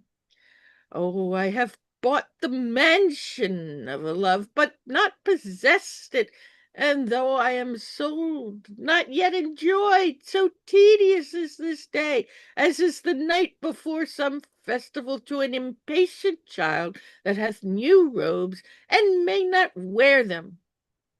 Oh, here comes my nurse, and she brings news, and every tongue that speaks but Romeo's name speaks heavenly eloquence. Now, nurse, what news? What hast thou there? The cords that Romeo bid thee fetch? Aye, the cords. Ay me, what news? Why dost thou wring thy hands? Oh, where are they? He's dead. He's dead. He's dead. We are undone, lady. We are undone. Alack the day. He's gone. He's killed. He's dead. Can heaven be so envious? Romeo can, though heaven cannot. Oh, Romeo, whoever would have thought it? Romeo. What devil art thou that dost torment me thus? This torture should be roared in dismal howl. Hath Romeo slain himself? Say thou but I, and that bare vow I shall poison more than the death-darting eye of a cockatrice. I am not I, if there be such an eye, or those eyes shut that makes the answer I. If he be slain, say I, or if not, no. Brief sounds determine of my weal or woe. I saw the wound. I saw it with mine eyes. God save the mark. Here, on his manly breast, a piteous corse, a bloody piteous corse, pale as ashes, all bedaubed in blood, all in gore. Blood I sounded at the side. Oh, break my heart. Poor bankrupt, break at once. The prison eyes ne'er look on liberty. Vile earth to earth resign, end motion here, and thou and Romeo press on heavy bier. Oh, Tybalt, the best friend I had, oh, courteous Tybalt, honest gentleman, that ever I should live to see thee dead. What storm is this that blows so contrary? Is Romeo slaughtered, and is Tybalt dead? My dearest cousin and my dearer lord? Then dreadful trumpets sound the general doom, for who is living if those two are gone? Tybalt is gone, and Romeo banished. Romeo that killed him, he is banished. Oh God, did Romeo's hand shed Tybalt's blood? It did. It did. Alas, the day it did. Oh, serpent heart, hid with a flowering face. Did ever dragon keep so fair a cave? Beautiful tyrant, fiend, angelical, ravenous, dove-feathered raven, wolvish, ravening lamb, despised substance of divinest show, just opposite to what thou justly seemst, a dimmed saint, an honorable villain. O nature, what hast thou to do in hell when thou didst bower the spirit of a fiend in mortal paradise of such sweet flesh? Was ever book containing such vile matter, so fairly bound? Oh, that deceit should dwell in such a gorgeous palace. There's no trust, no faith, no honesty in men, all perjured, all forsworn, all naught, all dissemblers. Ah, where's my man? Give me some aqua vitae. These griefs, these woes, these sorrows make me old. Shame come to Romeo. Blistered be thy tongue for such a witch. He was not born to shame. Upon his brow shame is ashamed to sit, for 'tis a throne where honor may be crowned, sole monarch of the universal earth. Oh, what a beast was I to chide him! Will you speak well of him that killed your cousin? Shall I speak ill of him that is my husband? Ah, poor my lord, what tongue shall smooth thy name when thy 3 hours wife hath mangled it? But wherefore, villain, didst thou kill my cousin? That villain cousin would have killed my husband. Back, foolish tears, back to your native spring. Your tributary drops belong to woe, which you mistaking offer up to joy. My husband lives, that Tybalt would have slain, and Tybalt dead, that would have slain my husband. All this is comfort. Wherefore weep I then? Some words there was worser than Tybalt's death that murdered me. I would forget it fain, but oh, it presses to my memory like damned guilty deeds to sinners' minds. Tybalt is dead, and Romeo banished. That banished, that one word, banished, hath slain 10,000 Tybalts. Tybalt's death was woe enough, if it had ended there, or if sore woe like delights in fellowship, and needly will be ranked with other griefs. Why followed not, when she said Tybalt's dead, thy father or thy mother, nay, or both, which modern lamentation might have moved, but which a reward following Tybalt's death, Romeo is banished. To speak that word, his father, mother, Tybalt, Romeo, Juliet, all slain, all dead. Romeo is banished. There is no end, no limit, measure, bound in that word's death. No words can that woe sound. Where is my father and my mother, nurse? Weeping and wailing over Tybalt's corse. Will you go to them? I will bring you thither. Wash they his wounds with tears. Mine shall be spent when theirs are dry for Romeo's banishment. Take up those cords, poor ropes, you are beguiled, both you and I, for Romeo is exiled. He made you for a highway to my bed, but I am made thy maiden widowed. Come, cord, come, nurse, I'll to my wedding bed, and death not Romeo take my maidenhead. Fly to your chamber. I'll find Romeo to comfort you. I wot well where he is. Harkye, your Romeo will be here at night. I'll to him. He is hid at Lawrence's cell. I'll find him, give this ring to my true knight, and bid him come to take his last farewell.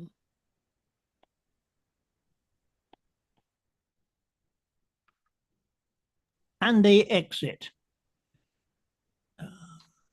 Romeo. Scene 3, enter the friar and Romeo. Romeo, come forth.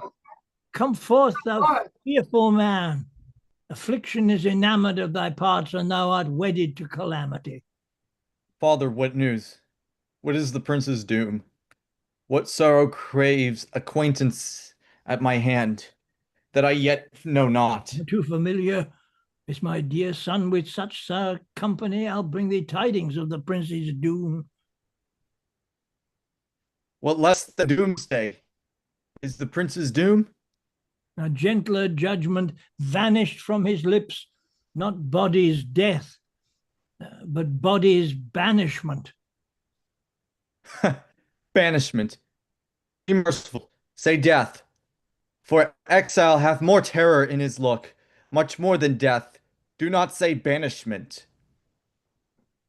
From here, from Verona, art thou banished. Be patient, for the world is broad and wide. There is no world without Verona walls, but purgatory, torture, hell hell itself.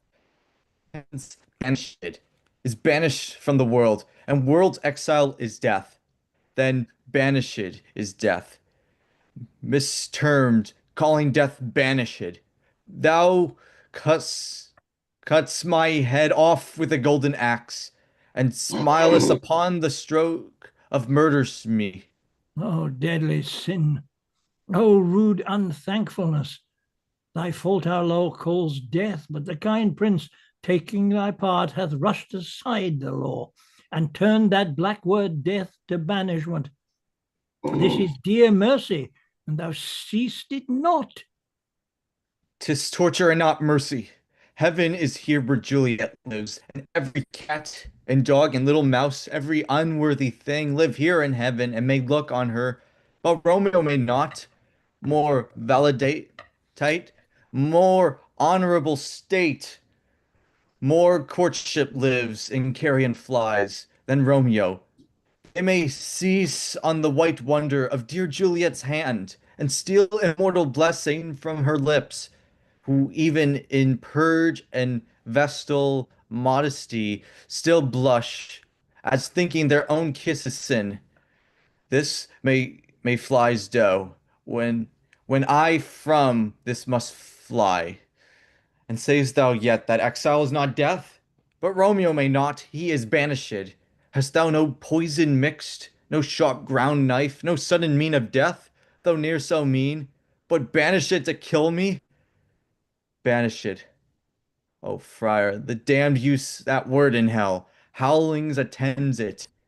How hast then the heart been a divine, a ghostly confessor, a sin solver, and my friend professed, to mangle me with that word banished? Then, fond mad man, hear me speak. Oh, thou wilt speak again of banishment. I'll give thee armor to keep off that word. Adversity's sweet milk, philosophy to comfort thee, thou art banished. Yet banished? Hang up philosophy. Unless philosophy can make a Juliet, displant a town, reverse a prince's doom, it helps not, it prevails not. Talk no more. Oh, then I see that madmen have no ears.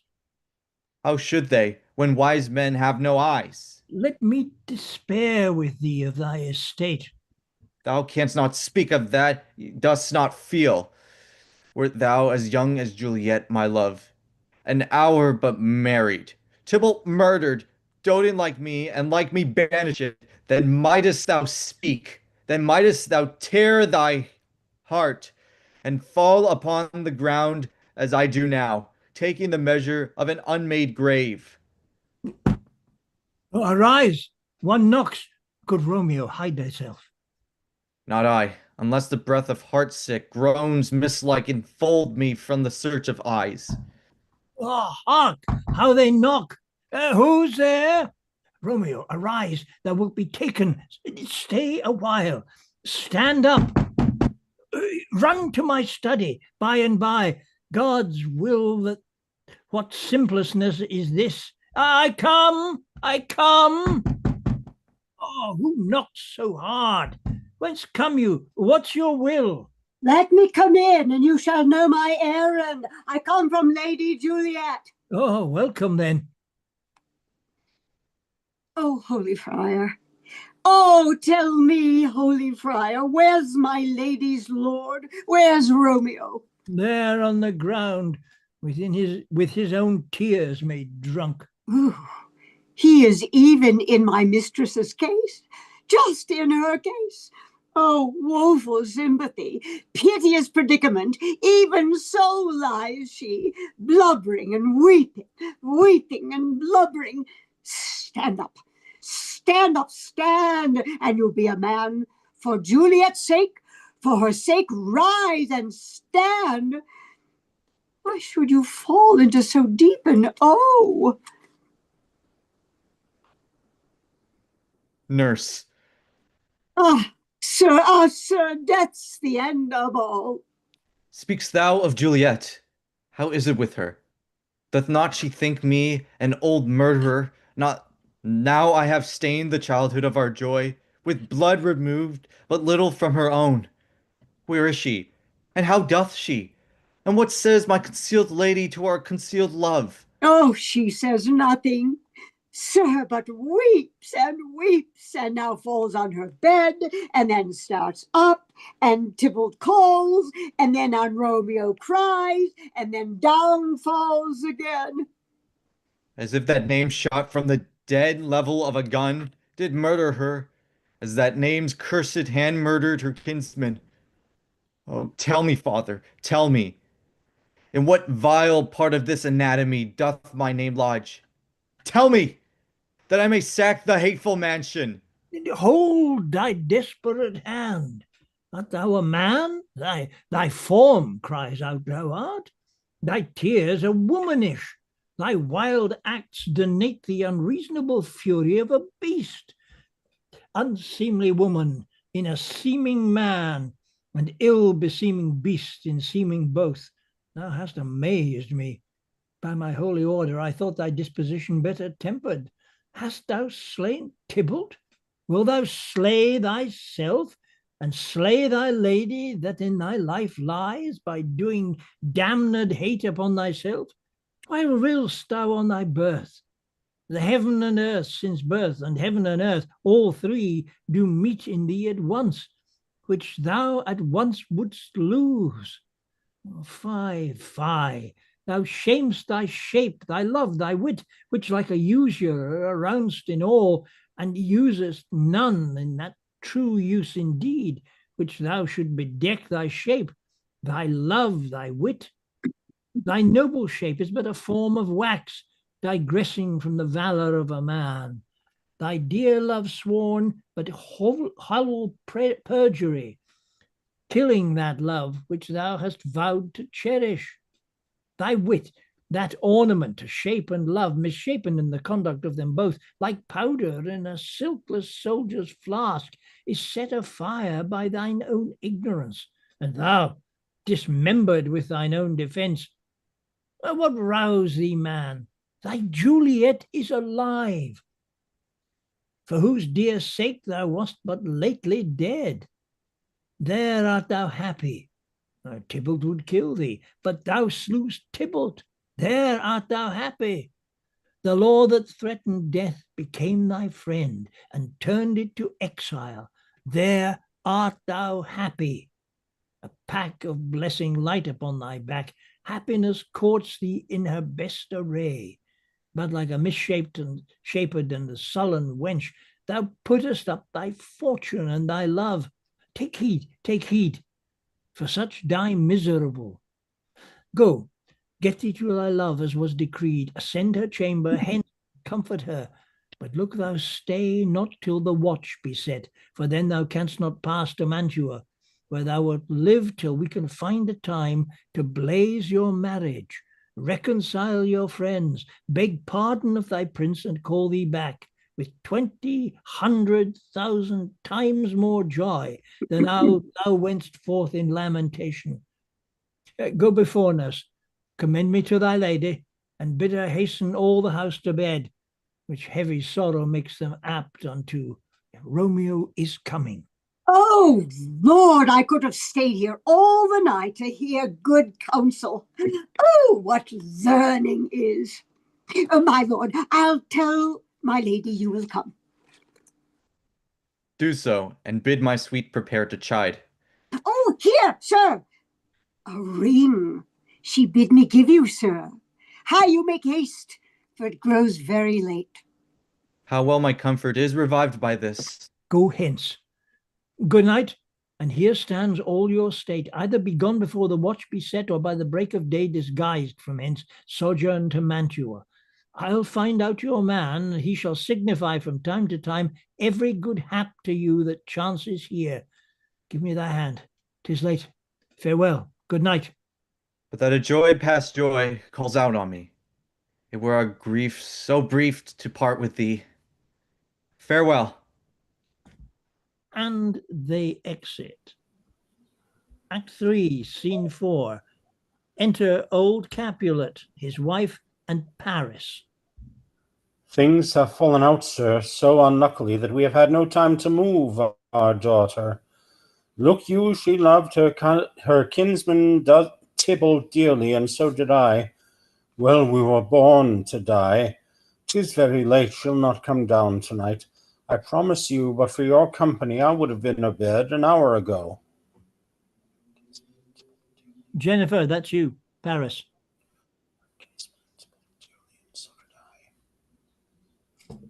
Jennifer? These times of woe afford no times to woo. Madam, good night. Commend me to your daughter. I will, and know her mind early tomorrow. Tonight she is mewed up to her heaviness. Sir Paris, I will make a desperate tender of my child's love. I think she will be ruled in all respects by me.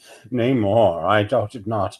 Wife, go you to her ere you go to bed. Acquaint her here of my son, Paris' love, and bid her mark ye me on Wednesday next. What day is this? Monday, my lord.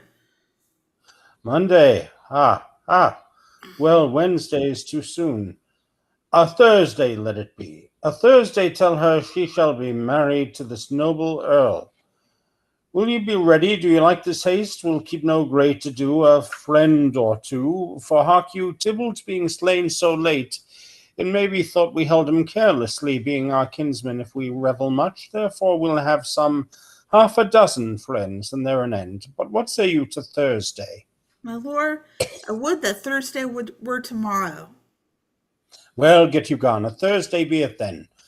Go you to Juliet ere you go to bed. Prepare her wife against this wedding day. Farewell, my lord. Light to my chamber, ho, afore me. It is so late that we may call it early by and by. Good night.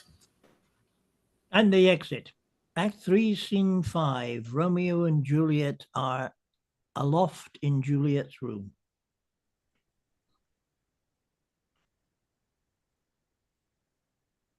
Wilt thou be gone? It is not yet near day. It was the nightingale, and not the lark, that pierced the fearful hollow of thine ear.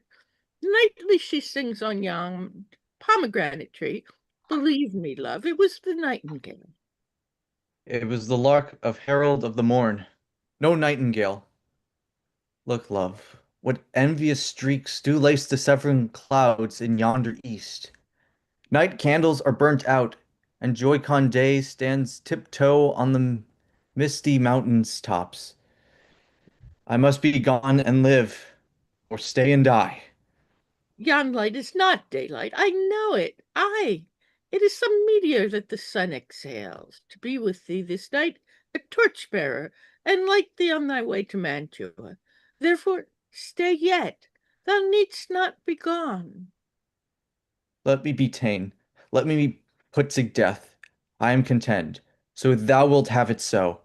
I'll say yon gray is not the morning's eye, 'tis but the pale reflex of Cynthia's brow, nor that is not lark whose notes do beat the vaulty heaven so high above our heads. I have more care to say than will to go. Come, death, and welcome. Juliet wills it so. How is my soul? Let's talk. It is not day. It is. It is. Hie hence, be gone away. It is the lark that sings so out of tune, straining harsh discords and unpleasing sharps. Some say the lark makes sweet division. This doth not so, for she divideth us. Some say the lark and loathed toad change eyes. Oh, now I would they had changed voices too, since arm from arm that voice doth us affray, hunting thee hence with hunts up to the day.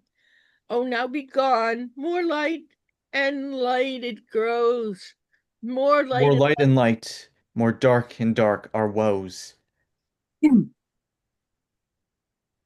Madam, nurse. your lady mother is coming to your chamber. The day is broke. Be wary. Look about you. Then window let day in and let life out. Farewell. Farewell. One kiss and I'll descend. Art thou gone so? Love, lord, I husband, friend, I must hear from thee every day in the hour. For in a minute there are many days. Oh, by this count I shall be much in years ere I again behold my Romeo. Farewell. I will omit no opportunity that may convey my greetings, love, to thee.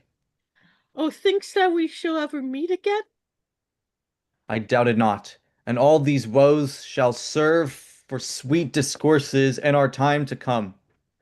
Oh God, I have an ill divining soul. Methinks I see thee now.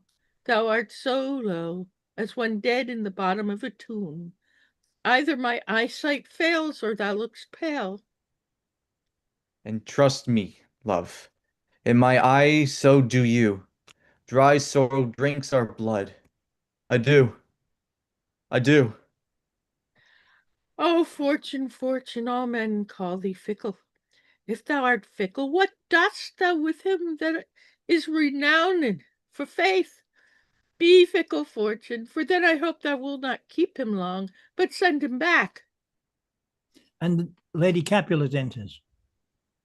Oh, daughter, are you up? Who is't that calls? Is it my lady mother? Is she not down so late, or up so early? What unaccustomed cause procures her hither? How now, Juliet? Madam, I am not well. Evermore weeping for your cousin's death? What wilt thou wash him from his grave with? What wilt thou wash him from his grave with tears? And if thou couldst not make him live. Therefore have done. Some grief shows much of love, but much of grief shows still some want of wit. Yet let me weep for such a feeling loss. So shall you feel the loss, but not the friend which you weep for. Feeling so the loss, I cannot choose but ever weep the friend.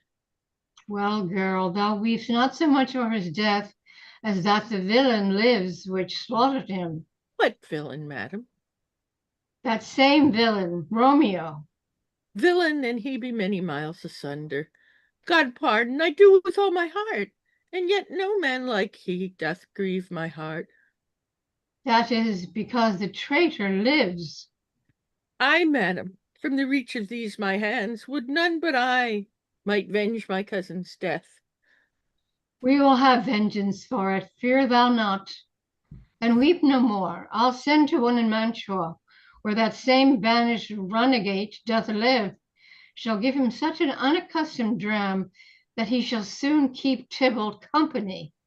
And then I hope thou wilt be satisfied. Indeed, I shall never be satisfied with Romeo till I behold him. Dead is my poor heart, so for a kinsman vexed. Madam, if you could find out but a man to bear a poison, I would temper it, that Romeo should upon receipt thereof soon sleep in quiet. Oh, how my heart abhors to hear him named, and cannot come to him to wreak the love I bore my cousin upon his body that hath slaughtered him. Find thou the means, and I'll find such a man. But now I'll tell thee joyful tidings, girl. And joy comes well in such a needy time. What are they, beseech your ladyship? Well, well, thou hast a careful father, child, one who to put thee from thy heaviness hath sorted out a sudden day of joy that thou expects not, nor I looked for, nor I looked not for. Madam, in happy time, what day is this? Marry, my child, early next Thursday morn.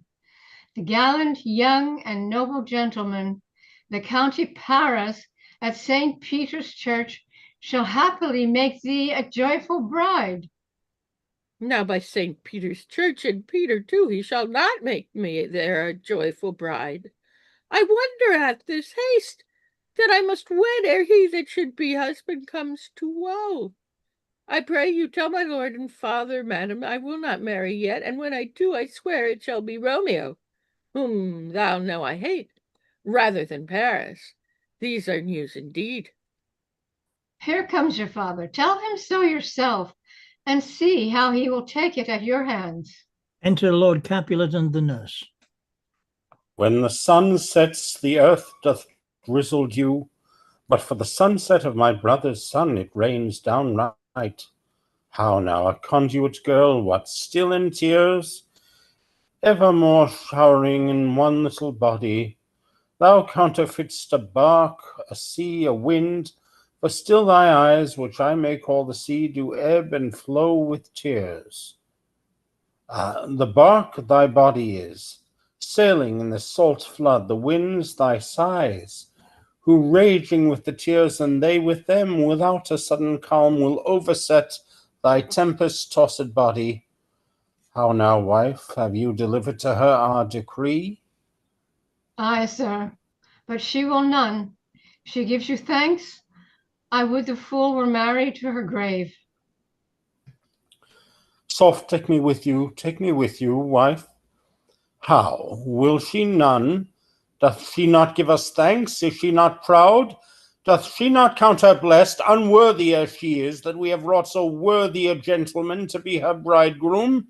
Not proud you have, but thankful that you have. Proud can I not never be of what I have, but thankful even for hate that is meant love. How now, chopped logic, what is this? Proud, and I thank you, and I thank you not. Thank me no thankings, nor proud me no prouds, but fettle your fine joints 'gainst Thursday next, to go with Paris to St. Peter's Church, or I will drag thee on a hurdle thither. Out, you green sickness carrion, out, you baggage, you tallow face. Aye, what, are you mad? Good father, I beseech you on my knee, hear me with patience, but to speak a word. Hang thee, young baggage, disobedient wretch. I tell thee what, get thee to church a Thursday, or never after look me in the face, speak not, reply not, do not answer me. My fingers itch. Wife, we scarce thought us blessed that God had lent us but this only child, but now I see this one is one too much, and that we have a curse in having her out on her hilding. God in heaven bless her. You are to blame, my lord, to rate her so. And why, my lady Wisdom? Hold your tongue, good Prudence. Matter with your gossip. Go. I speak no treason. Oh, God ye gooden. May not one speak? Peace, you mumbling fool. Utter your gravity or a gossip's bowl, for here we need it not. You are too hot. God's bread, it makes me mad. Day, night, hour, ride, time, work, play, alone in company, still my care hath been to have her matched. And having now provided a gentleman of noble parentage, of fair demeans, youthful and nobly allied, stuffed, as they say, with honorable parts, proportioned as one's thought would wish a man, and then to have a wretched puling fool, a whining mammet in her fortune's tender, to answer, I'll not wed, I cannot love, I am too young, I pray you pardon me. But an you will not wed, I'll pardon you. Raise where you will, you shall not house with me. Look to it, Think on't, I do not use to jest. Thursday is near. Lay hand on heart, advise. An you be mine, I'll give you to my friend. An you be not, hang, beg, starve, die in the streets. For by my soul, I'll ne'er acknowledge thee, nor what is mine shall never do thee do thee good. Trust to it. Bethink you, I'll not be forsworn. And Lord Capulet exits. Is there no pity, sitting in the clouds that sees into the bottom of my grief? Oh, sweet my mother, cast me not away. Delay this marriage for a month, a week, or if you do not make the bridal bed in that dim monument where Tybalt lies. Talk not to me, for I'll not speak a word. Do as thou wilt, for I have done with thee.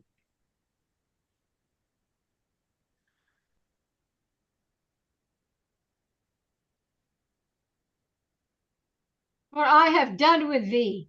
Exit. You have Lady Capulet leaves. Oh, God. Oh, nurse, how shall this be prevented? My husband is on earth, my faith in heaven. How shall that faith return again to earth unless that husband send it me from heaven by leaving earth? Comfort me, counsel me. Alack, alack, that heaven should practice stratagems upon so soft a subject as myself. What say'st thou? Hast thou not a word of joy? Some comfort, nurse? Faith, here it is. Romeo is banished, and all the world to nothing that he dares ne'er come back to challenge you.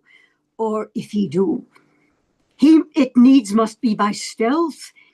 Then since the case so stands as now it doth, I think it best you married with the county.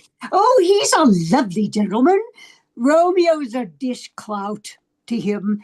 An eagle, madam, hath not so green, so quick, so fair an eye as Paris hath. Be true, my very heart, I think you are happy in this second match, for it excels your first. Or if it did not, your first is dead. Or 'twere as good he were, as living here and you no use to him. Speak'st thou from thy heart? And from my soul too, else beshrew them both. Amen. What? Well, thou hast comforted me marvellous much. Go in and tell my lady I am gone, having displeased my father to Lawrence' cell, to make confession and to be absolved. Harry, I will, and this is wisely done. Ancient damnation, O most wicked fiend! It is more sin to wish me thus forsworn, or dispraise my lord with that same tongue which he hath praised him with above compare so many thousand times. Go, counsellor, thou and my bosom henceforth shall be twain. I'll to the friar to know his remedy. If all else fail, myself hath power to die. And she exits. Act 4, Scene 1. Enter Friar Lawrence and County Paris. On Thursday, sir? Well, the time is very short. My father Capulet will have it so, and I am nothing slow to slack his haste. You say you do not know the lady's mind? Uneven is the course, I like it not. Moderately she weeps for Tybalt's death, and therefore have I a little talk of love, for Venus smiles not in a house of tears. Now, sir, her father counts it dangerous that she doth give her sorrow so much sway, and in his wisdom hastes our marriage to stop the inundation of her tears, which, too much minded by herself alone, may be put from her by society. Now, do you know the reason of this haste? I would I knew not why it should be slowed. Oh, look, sir, he comes the lady towards my cell. Juliet enters. Happily met, my lady and my wife. That may be, sir, when I may be a wife. That may be, must be, love, on Thursday next. What must be shall be. That's a certain text. Come you to make confession to this father? To answer that, I should confess to you. Do not deny to him that you love me. I will confess to you that I love him. So will ye, I am sure that you love me. If I do so, it will be of more price being spoke behind your back than to your face. Poor soul, thy face is much abused with tears. The tears have got small victory by that, for it was bad enough before their spite. The rocks did more than tears with that report. That is no slander, sir, which is a truth, and what I spake it to thy face. Thy face is mine, and thou hast slandered it.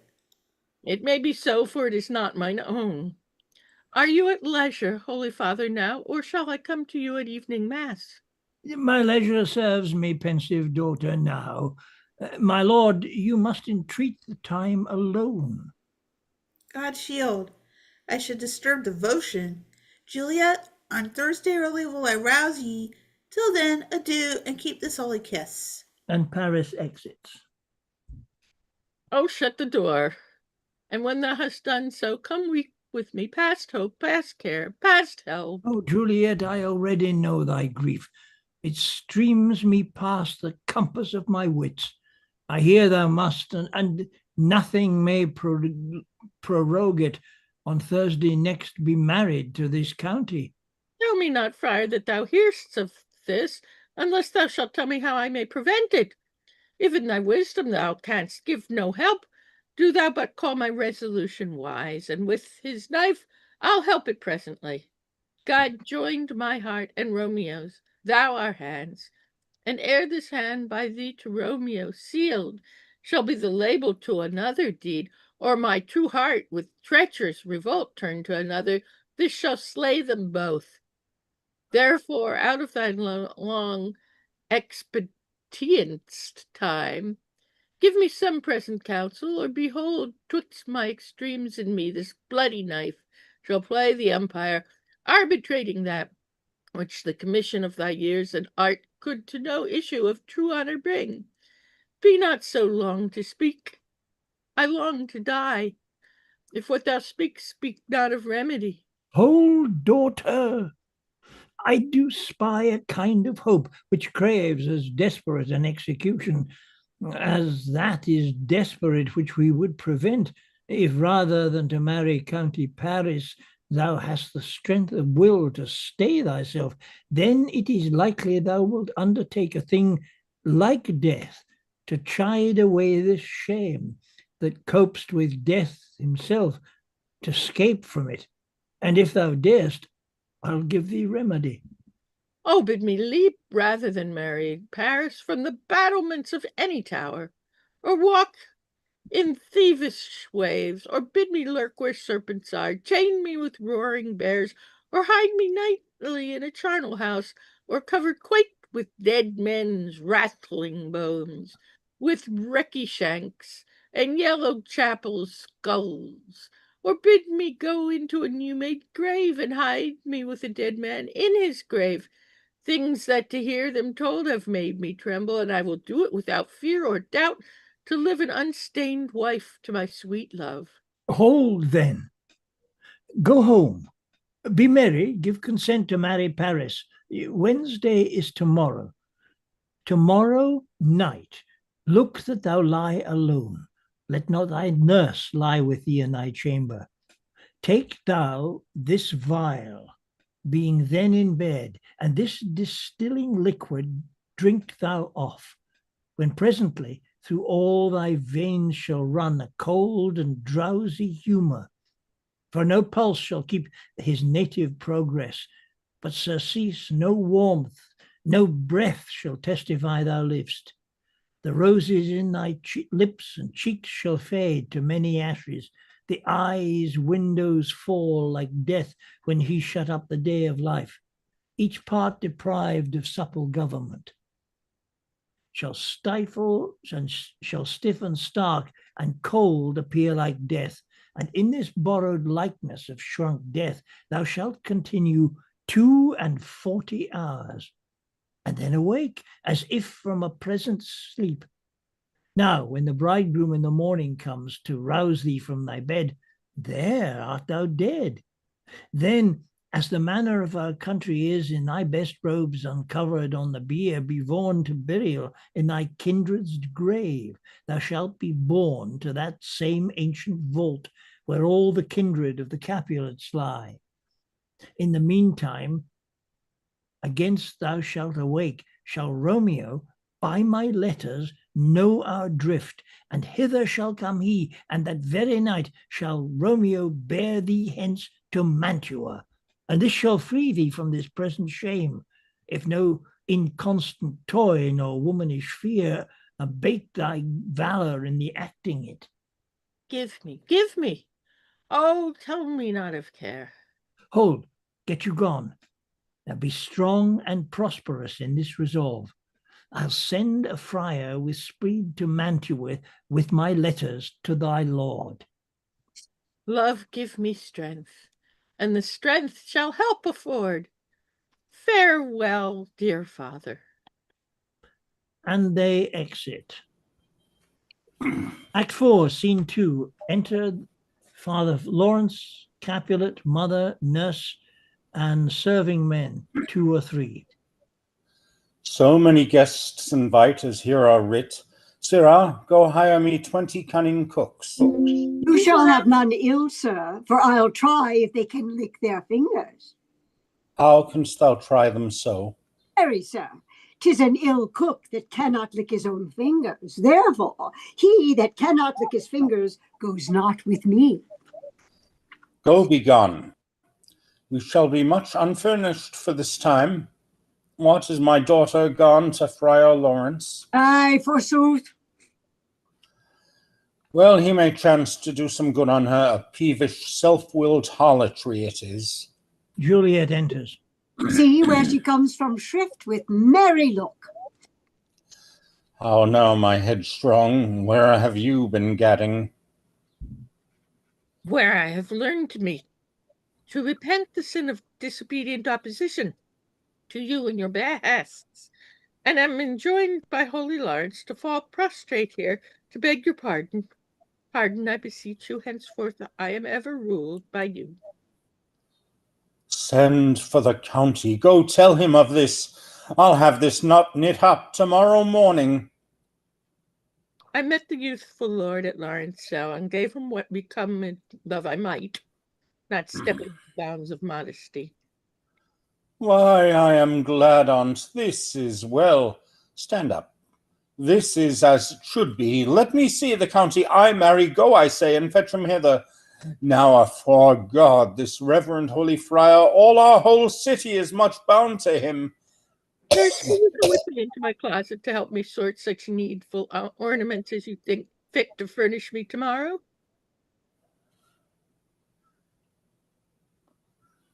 Exit Mother? Juliet and the nurse. Kitty, is that? Go, nurse, go with her. We'll to church tomorrow. We shall be short in our provision. 'Tis now near night. Tush, I will stir about, and all things shall be well. I warrant thee, wife, go thou to Juliet, help to deck up her.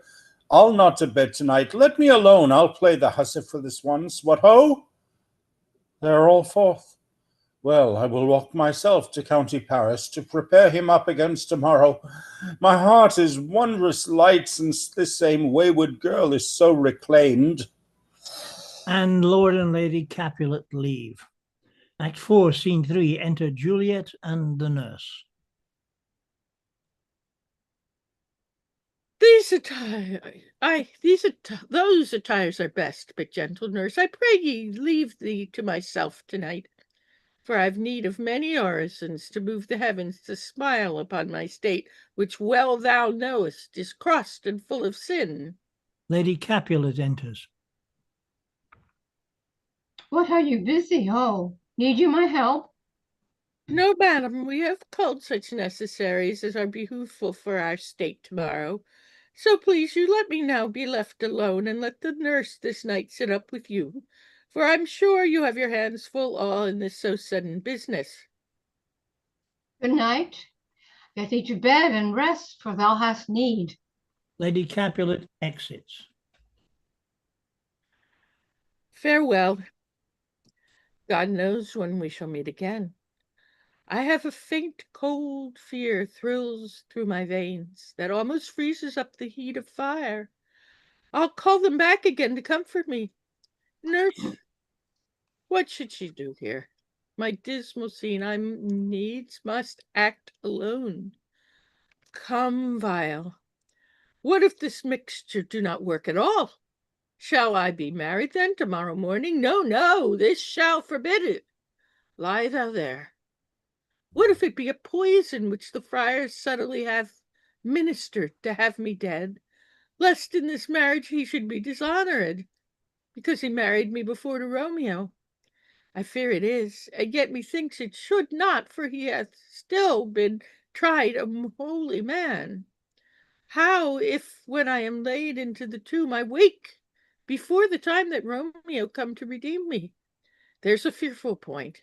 Shall I not then be stifled in the vault, to whose foul mouth no healthsome air breathes in, and there die strangled ere my Romeo comes?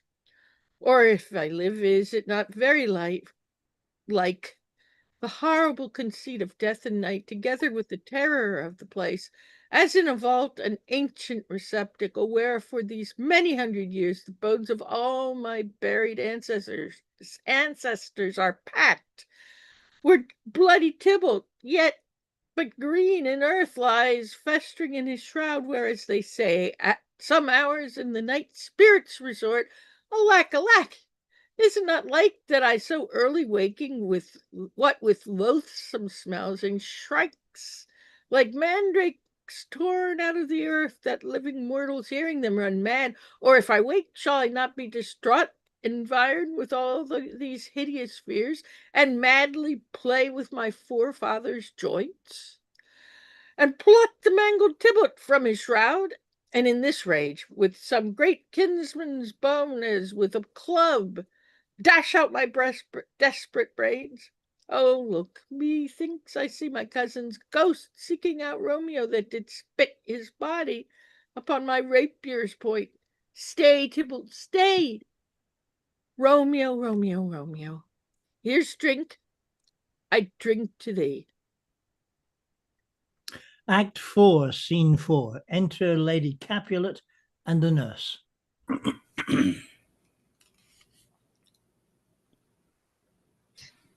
Hold! Take these keys and fetch more spices, nurse. They call for dates and quinces in the pastry. Enter old Capulet. Come, stir, stir, stir, the second cock hath crowed, the curfew bell hath rung, 'tis 3 o'clock. Look to the baked meats, good Angelica, spare not for cost. Go, you cut queen, go you to bed. Faith, you'll be sick tomorrow for this night's watching. No, not a whit, what? I have watched ere now all night for lesser cause, and ne'er been sick. Aye, you have been a mouse hunt in your time, but I will watch you from such a watching now. Lady Capulet and the nurse exit. Oh, a jealous hood, a jealous hood. Now, fellow, what there? Things for the cook, sir, but I know not what. Make haste, make haste. Sirrah, fetch drier logs. Call Peter, he will show thee where they are. I have a head, sir, that will find out logs, and never trouble Peter for the matter. Mass and well said, a merry whoreson, huh? Thou shalt be loggerhead, good father, 'tis day. Music plays. The county will be here with music straight, for so he said he would, I hear him near. Nurse, wife, what ho, what nurse, I say? And the nurse enters. Go waken Juliet, go and trim her up. I'll go and chat with Paris. Hi, make haste, the bridegroom, he is come already. Make haste, I say. Act 4, Scene 5. Mistress. What mistress? Juliet! How fast I warrant her she. Why, lamb! Why, lady! Fire, you slug-a-bed! Why, love! I say, madam! Sweetheart! Why, bride! What? Not a word. You take your penny's worth now, sleep for a week, And for the next night I warrant that County Paris has set up his rest that you shall rest but little. God forgive me. Mary and Amen. How sound is she asleep? I needs must wake her. Madam, madam, madam. Aye, let the county take you in your bed. He'll fright you up, i'faith. Will it not be? But dressed and in your clothes and down again. I must needs wake you. Lady, lady, lady.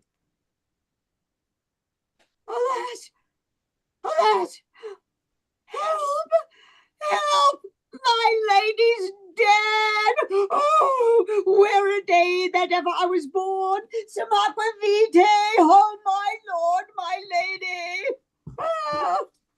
And Lady Capulet enters. What noise is here? Oh, lamentable day. What is the matter?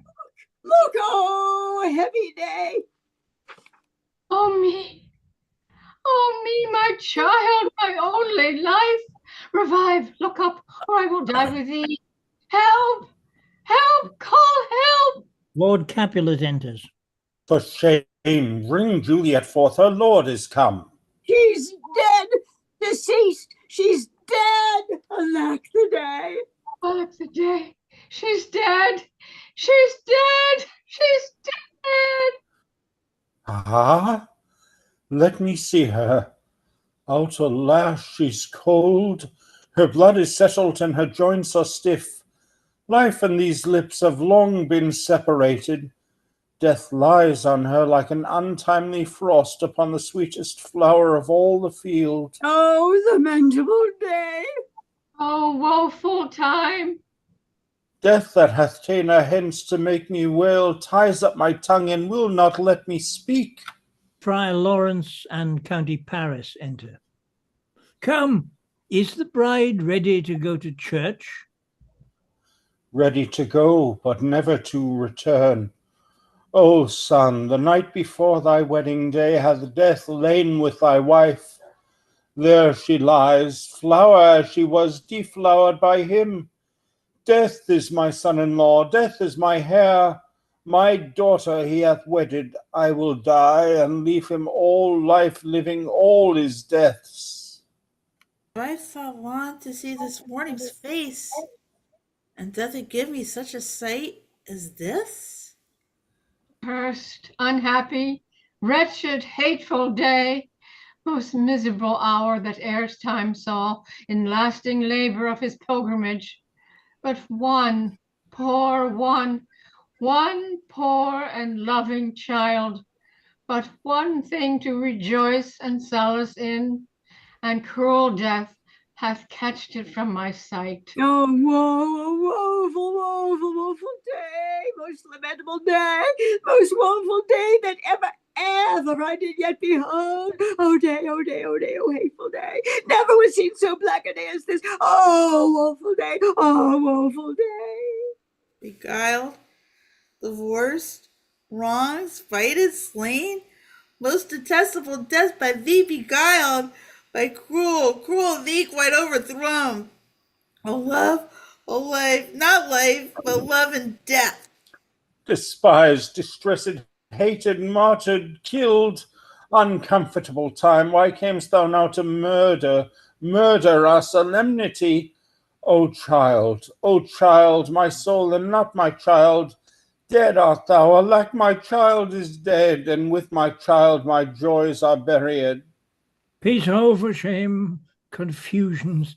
Care is not in these confusions. Heaven and yourself had part in this fair maid.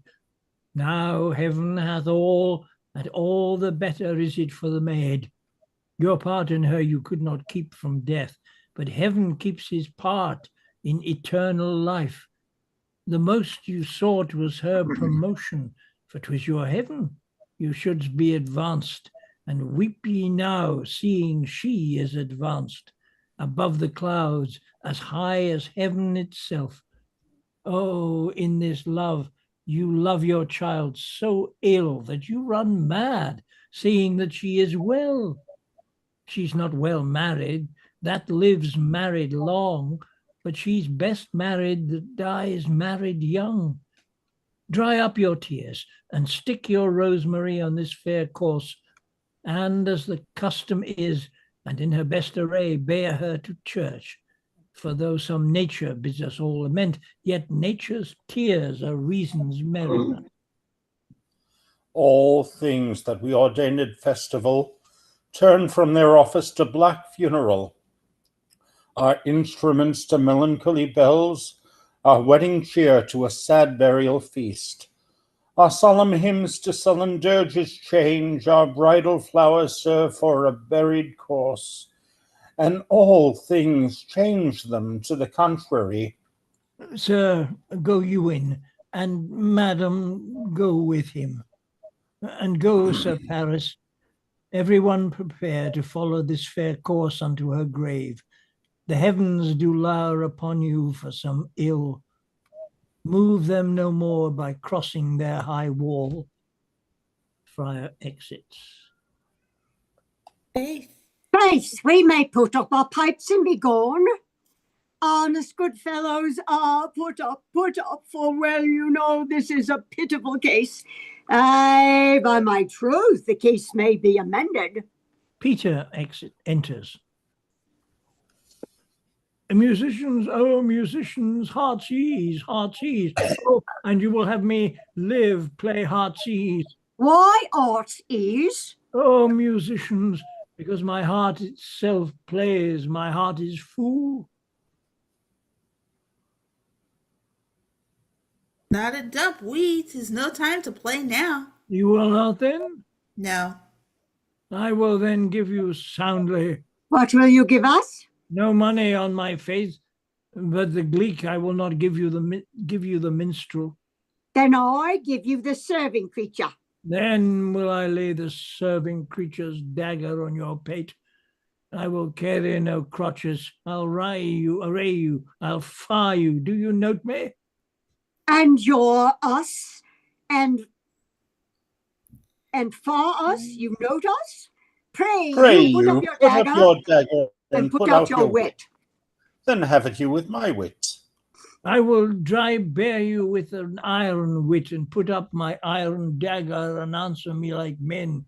When groping grieves the heart doth wound, then music with a silver sound. Why silver sound? Why music with a silver sound? What say you, Simon Catling? Marry, sir, because silver hath a sweet sound. Praetors, what say you, high Rebec? I say silver sound because musicians sound for silver. Praetors too, what say you, James Soundpost? I, faith, I know not what to say. Oh, I cry you mercy, you are the singer, I will say for you. It is music with a silver sound, because musicians have no gold for sounding. Then music with a silver sound with speedy help doth lend redress.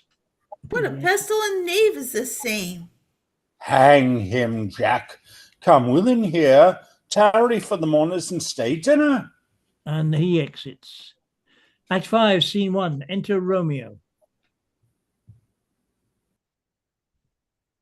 If I may trust the flattering truth of sleep, my dreams presage some joyful news at hand.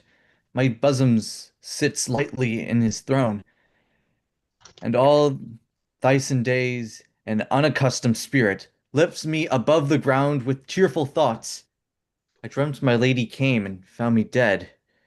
Strange dream that gives a dead man leave to think, and breathed such life with kisses in my lips, that I revived and was an emperor. Ah me, how sweet his love itself possessed. When but love's shadows, and so rich in joy. Enter Romeo's man. News from Verona. How now, Balthazar? Dost thou not bring me letters from the friar? How doth my lady? Is my father well? How doth my lady Juliet? That I ask again, for nothing can be ill if she be well. And she is well, and nothing can be ill. Her body sleeps in Capel's monument, and her immortal part with angels live. I saw her laid low in her kindred's vault, and presently took post to tell it you. Oh, pardon me for bringing these ill news, since you did leave it for my officer. Is it even so? Then I deny you, stars. Thou knowest my lodging. Get me ink and paper, and hire post horse. I will hence tonight. I do beseech you, sir, have patience. Your looks are pale and wild, and do import some misadventure. Tush, thou art deceived. Leave me, and do the thing I bid thee do. Hast thou no letters to me from the friar? No, my good lord. And No matter. Romeo's man exits. No matter. Get thee gone, and hire those horses. I'll be with thee straight. Well, Juliet, I will lie with thee tonight. A cipher means. O mischief, thou art swift to enter in the thoughts of desperate man. I do remember an apothecary, and hereabouts dwells, which late I noted the tattered weeds with overwhelming brows, culling of simples, meager were his looks. Sharp misery he worn him to the bones, and in his needle store torpor hung, an alligator stuffed, and other skins, oh ill-shaped fishes, and about his shelves a beggarly account of empty boxes, green earthen pots, bladders, and musty seeds, remnants of packs, and old cakes of roses were thinly scattered to make up a shrew. Noting this penury, to myself I said, and if a man did need a poison now, whose cell is present death of Mantua, here lives the caitiff wretch which sell it him. Oh, this same thought did but forerun my need, and this same needy man must sell it me. As I remember, this should be the house. Being holy day, the beggar's shop is shut. What ho! Apothecary! An apothecary enters. Who calls so loud? Come hither, man. I see that thou art poor. Oh, there is 40 ducats. Let me have a dram of poison, such soon speeding gear, as will disperse itself through all the veins, that the life-weary taker may fall dead, and that the trunk may be discharged of breath, as violently as hasty powder fire doth hurry from the fatal cannon's womb. Such mortal drugs I have, but Mantua's law is death to any he that utters them. Art thou so bare and full of wretchedness, and fear'st to die? Famine is in thy cheeks, need and oppression starveth in thy eyes. Contempt and beggary hangs upon thy back. The world is not thy friend, nor the world's law. The world affords no law to make thee rich. Then be not poor, but break it, and take this. My poverty, but not my will, consents. I pray thy poverty, and not thy will. Put this in any liquid thing you will, and drink it off, and if you have the strength of 20 men, it will dispatch you straight. There's thy gold. Worse poison to men's souls. Do more murder than in this loathsome world. Than this poor compounds that thou mayst not sell. I sell thee poison, thou hast sold me none. Farewell, buy food, and get thyself in flesh. Come, cordial, and not poison, go with me to Juliet's grave, for there must I use thee. And he exits. Act 5, Scene 2. Enter Friar John to Friar Lawrence. Holy Franciscan friar, brother, ho, ho. This same should be the voice of Friar John. Welcome from Mantua. What says Romeo? Or if his mind be writ, give me his letter.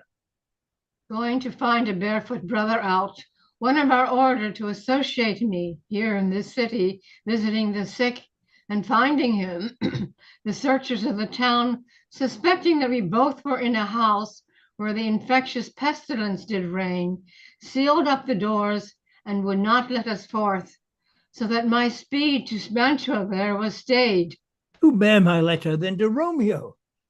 I could not send it. Here it is again. Nor get a messenger to bring it thee, so fearful were they of infection. Unhappy fortune, by my brotherhood! The letter was not nice, but full of charge, of dear import, and the neglecting it may do much danger. Friar John, go hence, get me an iron crow and bring it straight unto my cell. Brother, I'll go and bring it thee. And he exits. Now must I to the monument alone. Within this 3 hours will fair Juliet wake. She will beshrew me much that Romeo hath no notice of these accidents. But I will write again to Mantua and keep her at my cell till Romeo come. Oh, poor living corpse, closed in a dead man's tomb. And he exits. Act 5, Scene 3. Enter Paris and his page. Give me that torch, boy, hence, and stand aloft. Yet put it out, for I would not be seen.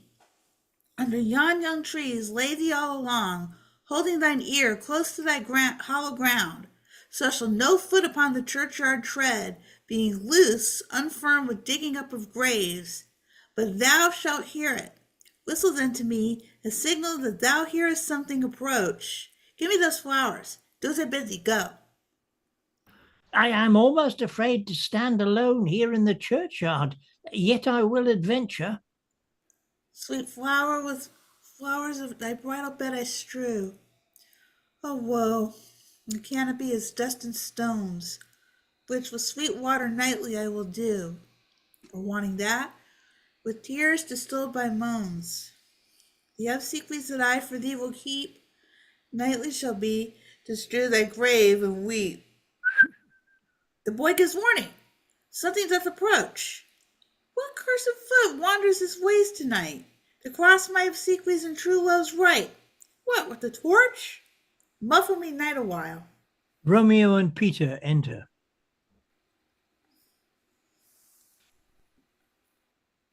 Give me that mattock and the retching iron. Hold, take this letter. Early in the morning, see thou deliver to my lord and father. Give me the light. Upon thy life I charge thee, whate'er thou hearst or seest, stand all aloof, and do not interrupt me in my course.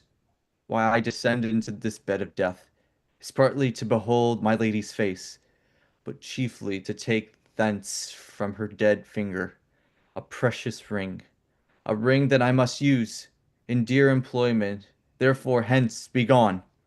But if thou jealous dost return to pry in what I further shall intend to do, by heaven I will tear thee joint by joint, and strew this hungry churchyard with thy limbs. The time and my intents are savage wild, more fierce and more inexorable far than empty tigers or the roaring sea. I will be gone, sir, and not trouble you. So shalt thou shew me for friendship. Take thou that, live and be prosperous. And farewell, good fellow. For all the same, I'll hide me hereabout. His looks I fear, and his intents I doubt. Thou detestable maw, thou womb of death, gorged with the dearest morsel of the earth. Thus I enforce thy rotten jaws to open, and the depth sight, I'll cram thee with more food. This is thy banished haughty Montague, that murdered my love's cousin. With which grief it is supposed the fair creature died, and here is come to do some villainous shame to the dead bodies. I will apprehend him. Stop thy unhallowed toil, vile Montague. Can vengeance be pursued further than death? Condemned villain, I do apprehend thee. Go and obey and go with me, for thou must die. I must indeed, and therefore come I hither. Good gentle youth, tempt not a desperate man. Fly hence and leave me. Think upon those gone. let them affright thee. I beseech you, youth, put not an other sin upon my head, by urging me to fury. Oh, be gone! By heaven, I love thee better than myself, for I come hither armed against myself. Stay not, be gone, live, and hereafter say, a madman's mercy bid thee run away. I do defy thy commiseration, and apprehend thee for a felon here. Wilt thou provoke me? Then have at thee, boy! Oh Lord, they fight. I will go call a watch. I am slain. Thou be merciful. Open the tomb. Lay me with Juliet. In faith I will. Let me peruse this face. Mercutius kinsman, noble County Paris! What said my man, when my betossed soul did not attend him as we rode? I think he told me Paris should have married Juliet, said he not so? Or did I dream it so? Or am I mad, hearing him talk of Juliet, to think it was so? Oh, give me thy hand. One, writ with me sorrow misfortune book. I'll bury thee in a triumphant grave. A grave. Oh no, a lanthorn, slaughtered youth. For here lies Juliet, and her beauty makes this vault a feasting presence full of light. Death lie thou there, but a dead man interned, how oft when men are at the point of death. Have they been merry? Which their keepers call a lightning before death. Oh, how may I call this a lantern? Oh, my love, oh, my life. Death that hath sucked the honey of thy breath hath had no power yet upon thy beauty. Thou art not conquered, beauty's inside yet, is crimson in thy lips, and in thy cheeks and depths pale flag is not advanced there. Tybalt, liest thou there in thy bloody sheet? Oh, what more favor can I do to thee than with that hand that cut thy youth in twain, to sunder his that was thy enemy? Forgive me, cousin, and dear Juliet. Why art thou so fair? I will believe, shall I believe, the unsubstantial death is Aromas, and that the lean abhor monster keeps thee here in dark to be his paramour? For fear that I still will stay with thee, and never from this palace of dim night depart again. Come, lie thou in my arms. Depart again. Here, here will I remain, with worms that are thy chambermaids. Oh, here will I set up my everlasting rest, and shake the yoke of inauspicious stars from the world-wearied flesh. Eyes, look your last.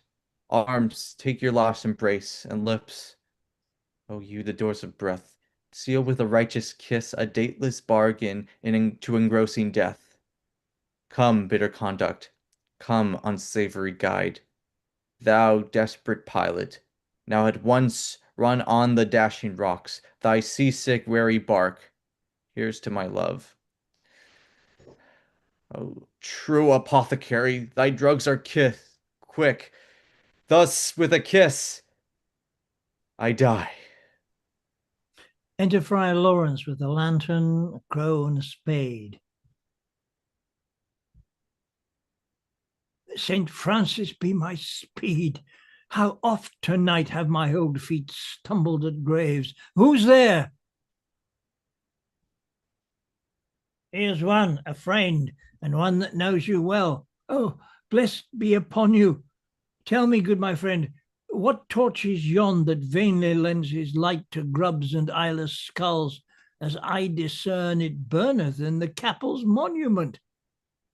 It does so, holy sir, and there's my master, one that you love. Who is it? Romeo. How long hath he been there? Full half an hour. Go with me to the vault. Oh, I dare not, sir. My master knows not but I am gone hence, and fearfully did menace me with death if I did stay to look on his intents. Stay, then I'll go alone. Fears comes upon me. Oh, much I fear some ill, unlucky thing. As I did, can someone take this? Nope. Okay. As I did sleep under this young tree here, I dreamt my master and another fought, and that my master slew him. Romeo, alack, alack! What blood is this which stains the stony entrance of this sepulchre?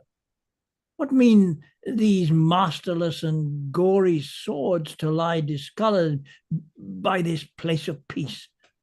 Romeo, oh, pale! Who else? What, Paris too? And steeped in blood?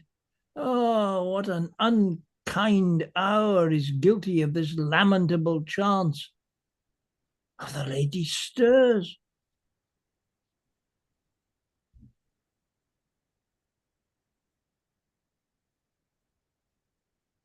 You're muted. Oh, comfortable friar, where's my lord? I do remember well where I should be, and there I am. Where's my Romeo? I fear some noise, lady, come from that nest of death, contagion and unnatural sleep. A greater power than we can contradict hath thwarted our intents. Come, come away. Thy husband in thy bosom there lies dead, and Paris too. Come, I'll dispose of thee amongst the sisterhood of holy nuns. Stay not to question, for the watch is coming. Come, go, good Juliet. I dare no longer stay. And Friar Lawrence exits. Go get thee hence, for I will not away. What's here? A cup closed in my true love's hands? Poison, I see, hath been his timeless end. Oh, churl, drink all, and left no friendly drop to help me after? I will kiss thy lips. Haply some poison yet doth hang on them to make me die with a restorative. Thy lips are warm. Enter a boy and the watch. Lead, boy. Which way? Yea, noise? Then I'll be brief. Oh, happy dagger, 'tis in thy sheath. There rust and let me die. And she kills herself. This is the place, there where the torch doth burn. The ground, is bloody. Search about the churchyard. Go, some of you, whoe'er you find a tatch. Pitiful sight. Here lies the county slain, and Juliet bleeding, warm and newly dead, who here hath lain these 2 days buried. Go tell the prince, run to the Capulets, raise up the Montagues, some others search. We see the ground whereon these woes do lie, but the true ground of all these piteous woes we cannot without circumstance descry. And Romeo's man enters. Here's Romeo's man. Here's Romeo's man. We found him in the churchyard. Hold him in safety. The prince, come hither. Enter the friar and another watchman. Here is a friar that trembles, sighs, and weeps. We took his mattock and this spade from him as he was coming from this churchyard side. A great suspicion. Stay the friar too. Enter the prince. What misadventure is so early up that calls our person from our morning rest? Enter Lord Capulet and his wife. What should it be that they so shriek abroad? Lady Capulet. Kitty? Oh, the people in the street cry Romeo. Some Juliet, some Paris, and all run with open outcry toward our monument. What fear is this which startles in your ears? What fear is sovereign? Here lies the county Paris slain, and Romeo dead, and Juliet dead before, warm and new killed. Seek, sir, seek, and know how this foul murder comes.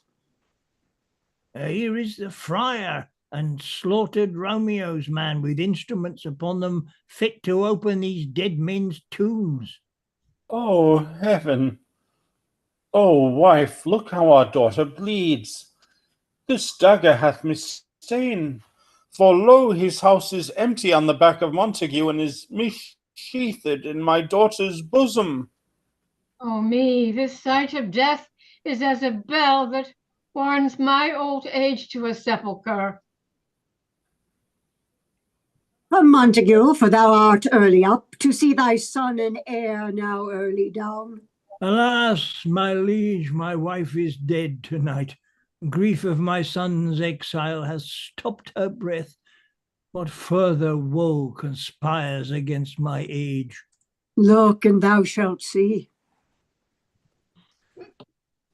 Oh, thou untaught, what manner is in this to press before thy father in the grave?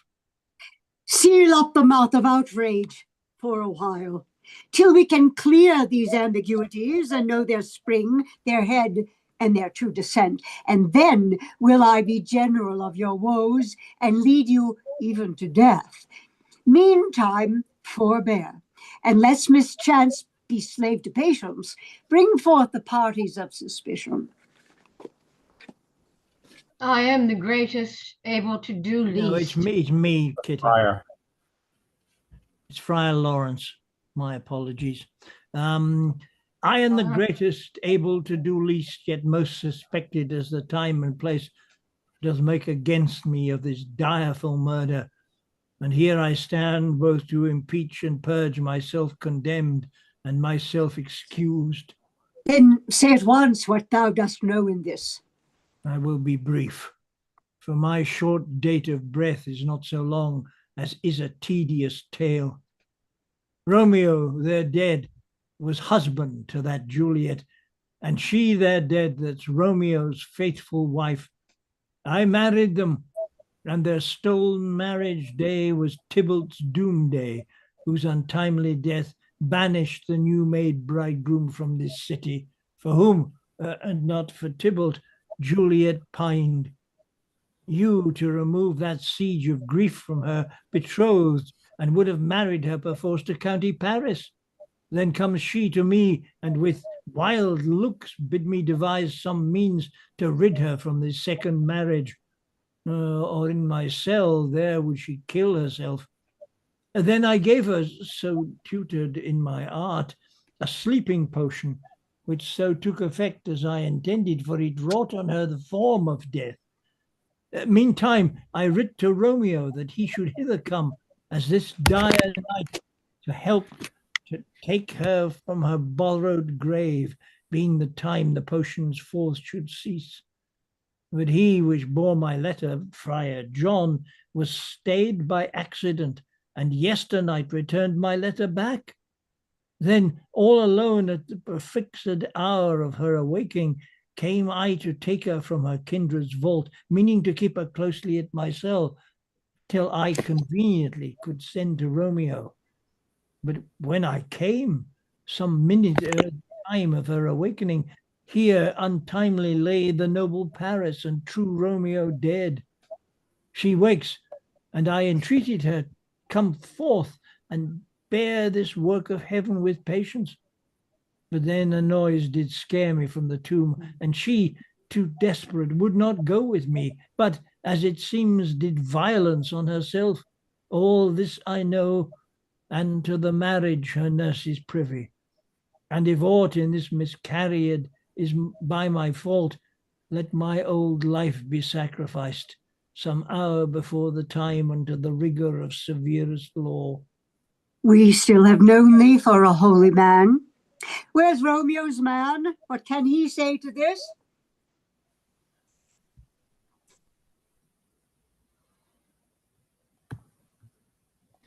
I brought my master. I brought my master news of Juliet's death, And then in post he came from Mantua to this same place, to this same monument.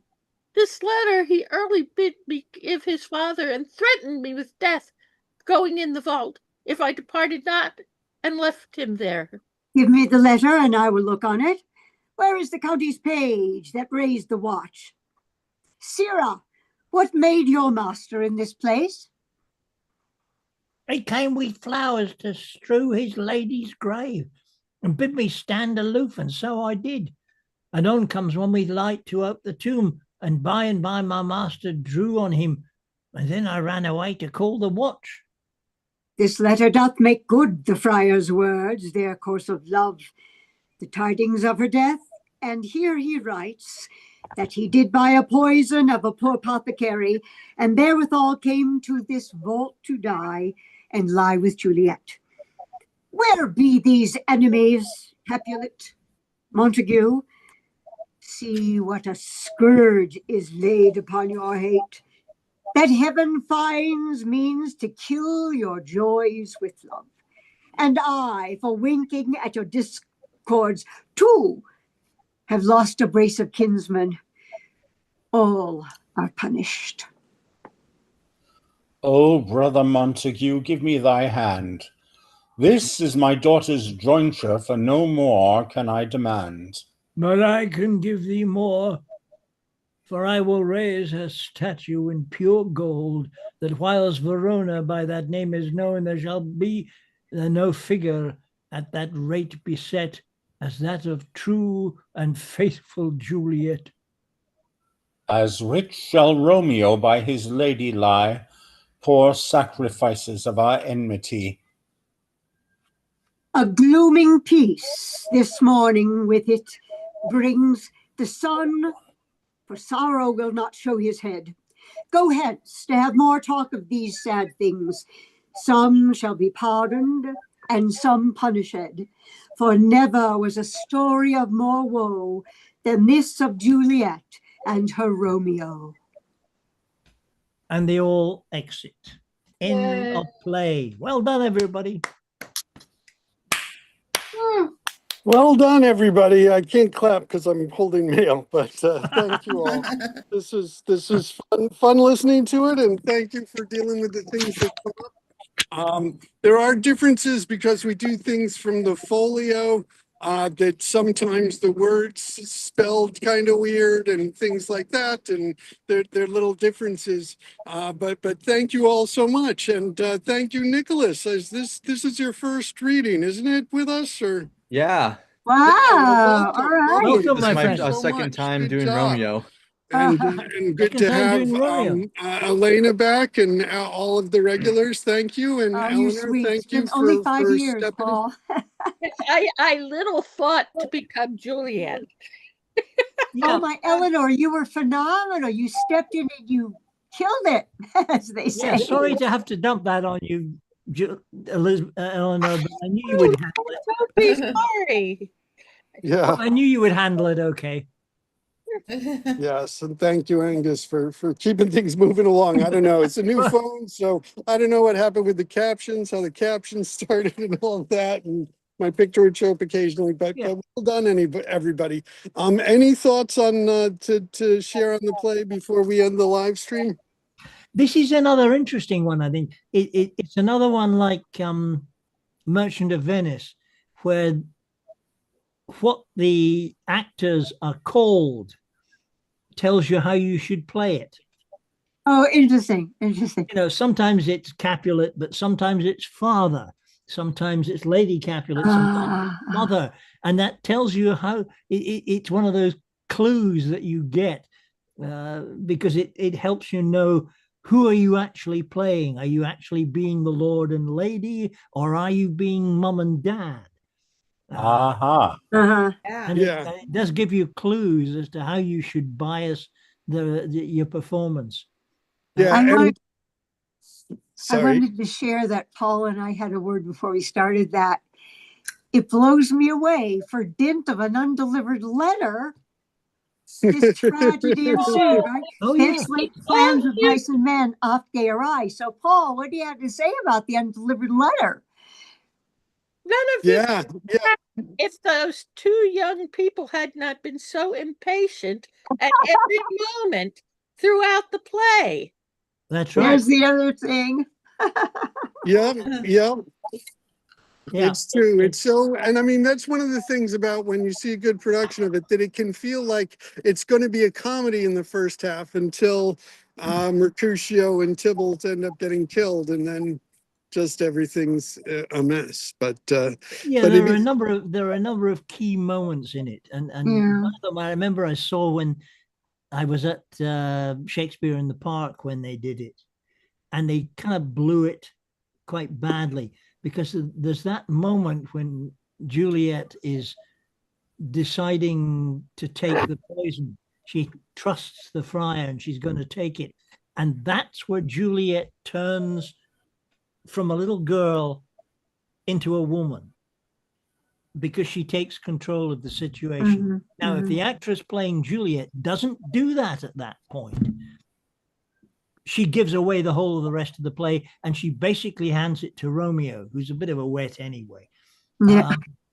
But if she takes control, she has got the rest of the play to the end. Yeah, yeah. And In the gardens, she didn't do it. She stayed as a little girl. She never actually matured enough to become a woman, making that fatal decision that she was going to take the risk and jump in with both feet. And I was kind of disappointed with the whole production because of that. How did I do it? You did great. You did great. I knew you would. That's why I dumped it on you.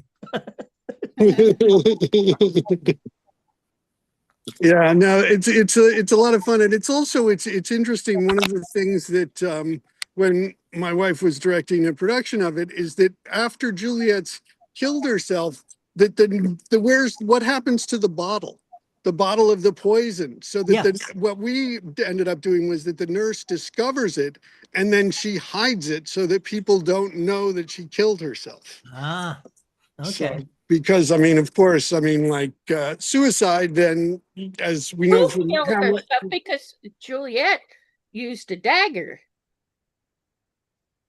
well, but I mean, when she used the poison, I mean, when she took the poison, In the middle of the play. Earlier on. when everybody thinks she's dead, when the nurse thinks she's dead, she's covering up for the fact that she thinks she took poison and killed herself. But oh my God, her I've parents have to seen bury her twice. It's bad enough they thought she was dead once, but to bury her a second time. Yeah. Yeah. I've seen a production where Friar Lawrence is the one who picks up the bottle and hides it. Oh, okay. Well, Because he's the one who gave it to her. Yeah. yeah, but it's like nobody notices nurse, Lady Capulet, Paris, and then it's the friar who picks it up that nobody had noticed before then. You know, so I interesting. guess so. Yeah. Yeah.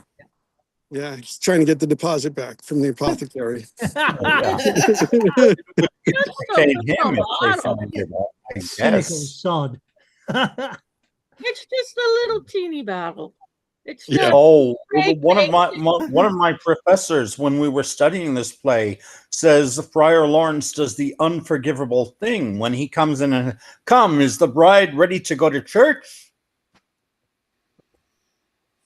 Oh, When he knows she's dead or supposedly dead. And those poisons were pretty fast acting, weren't they? Oh, Yeah.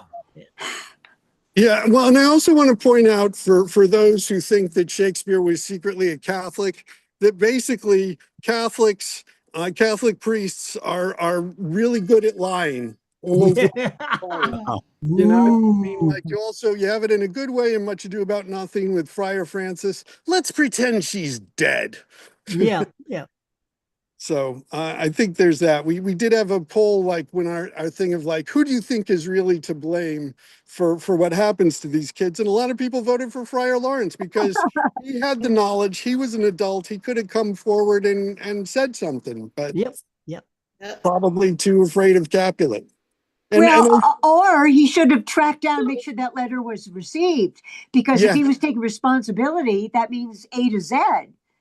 Yeah, no, I mean, and that's one of the things with the Postal Service, we offer return receipts so that you can make sure that your mail is delivered. There you Juliet should have told her father, I can't marry Paris because I'm already married.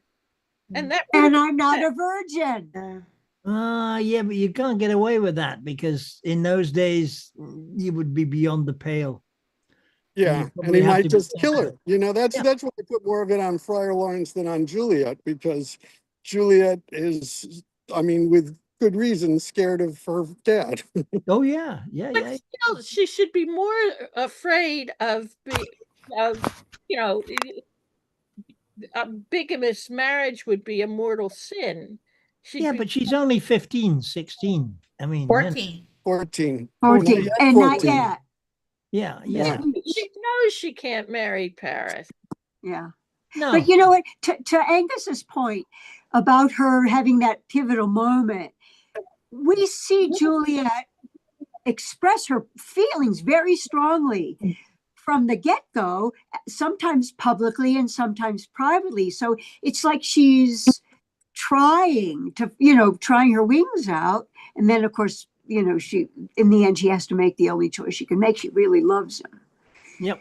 Yep. Yep. All right. Well, I just also one point I want to make is that the idea of that they're Lord and Lady Capulet is something from modern editors. Like I know Angus was saying enter Lady Capulet and stuff like that. It usually says mother in the stage directions. Or father, because that's also one of the reasons why a match with Paris is so attractive to the Capulets, because obviously they're doing well, they got a lot of money, they're having this big party and all of that, but they are not lords and ladies. They're I mean, middle class and but Well, I mean, they're wealthy families, but that's part of the key. When he calls her Capulet, you know that they're playing their middle class status. When he calls them mother and father, then you know that they're actually being mum and dad and showing those kind of emotional relationships to Juliet. But they're wealthy. They've got plenty of money. oh yeah. Yeah. They're not nobility, is that it? But you They're see, not nobility, yeah, Yeah. but they're not nobility, which No, is no, why but by getting Juliet to marry Paris they would become nobility. So that's why. But it's the same. And they're thing not that very good parents either. No, but it's the same thing that he does in The Merchant of Venice. Sometimes Shylock is referred to as Shylock. Sometimes he's referred to as the Jew, and in the text, and those are coming from worksheets, and they tell you how to play the role at that particular scene, whether you're playing the businessman or whether you're playing the Jew or whatever. They're good clues as to how you should be approaching the role in those particular scenes. Yeah, absolutely. Well, thank you all. I believe in the. Oh, I was going to say in the original text of Oliver Twist, Dickens refers to Fagin much more often as the Jew than as Fagin. Interesting. And I think they changed it later on. Yeah, it's telling you how you should play it. Yeah. What is the author looking for? Were you going to turn off the recording? Yes, I'm going to end the live stream. So thank you all so much.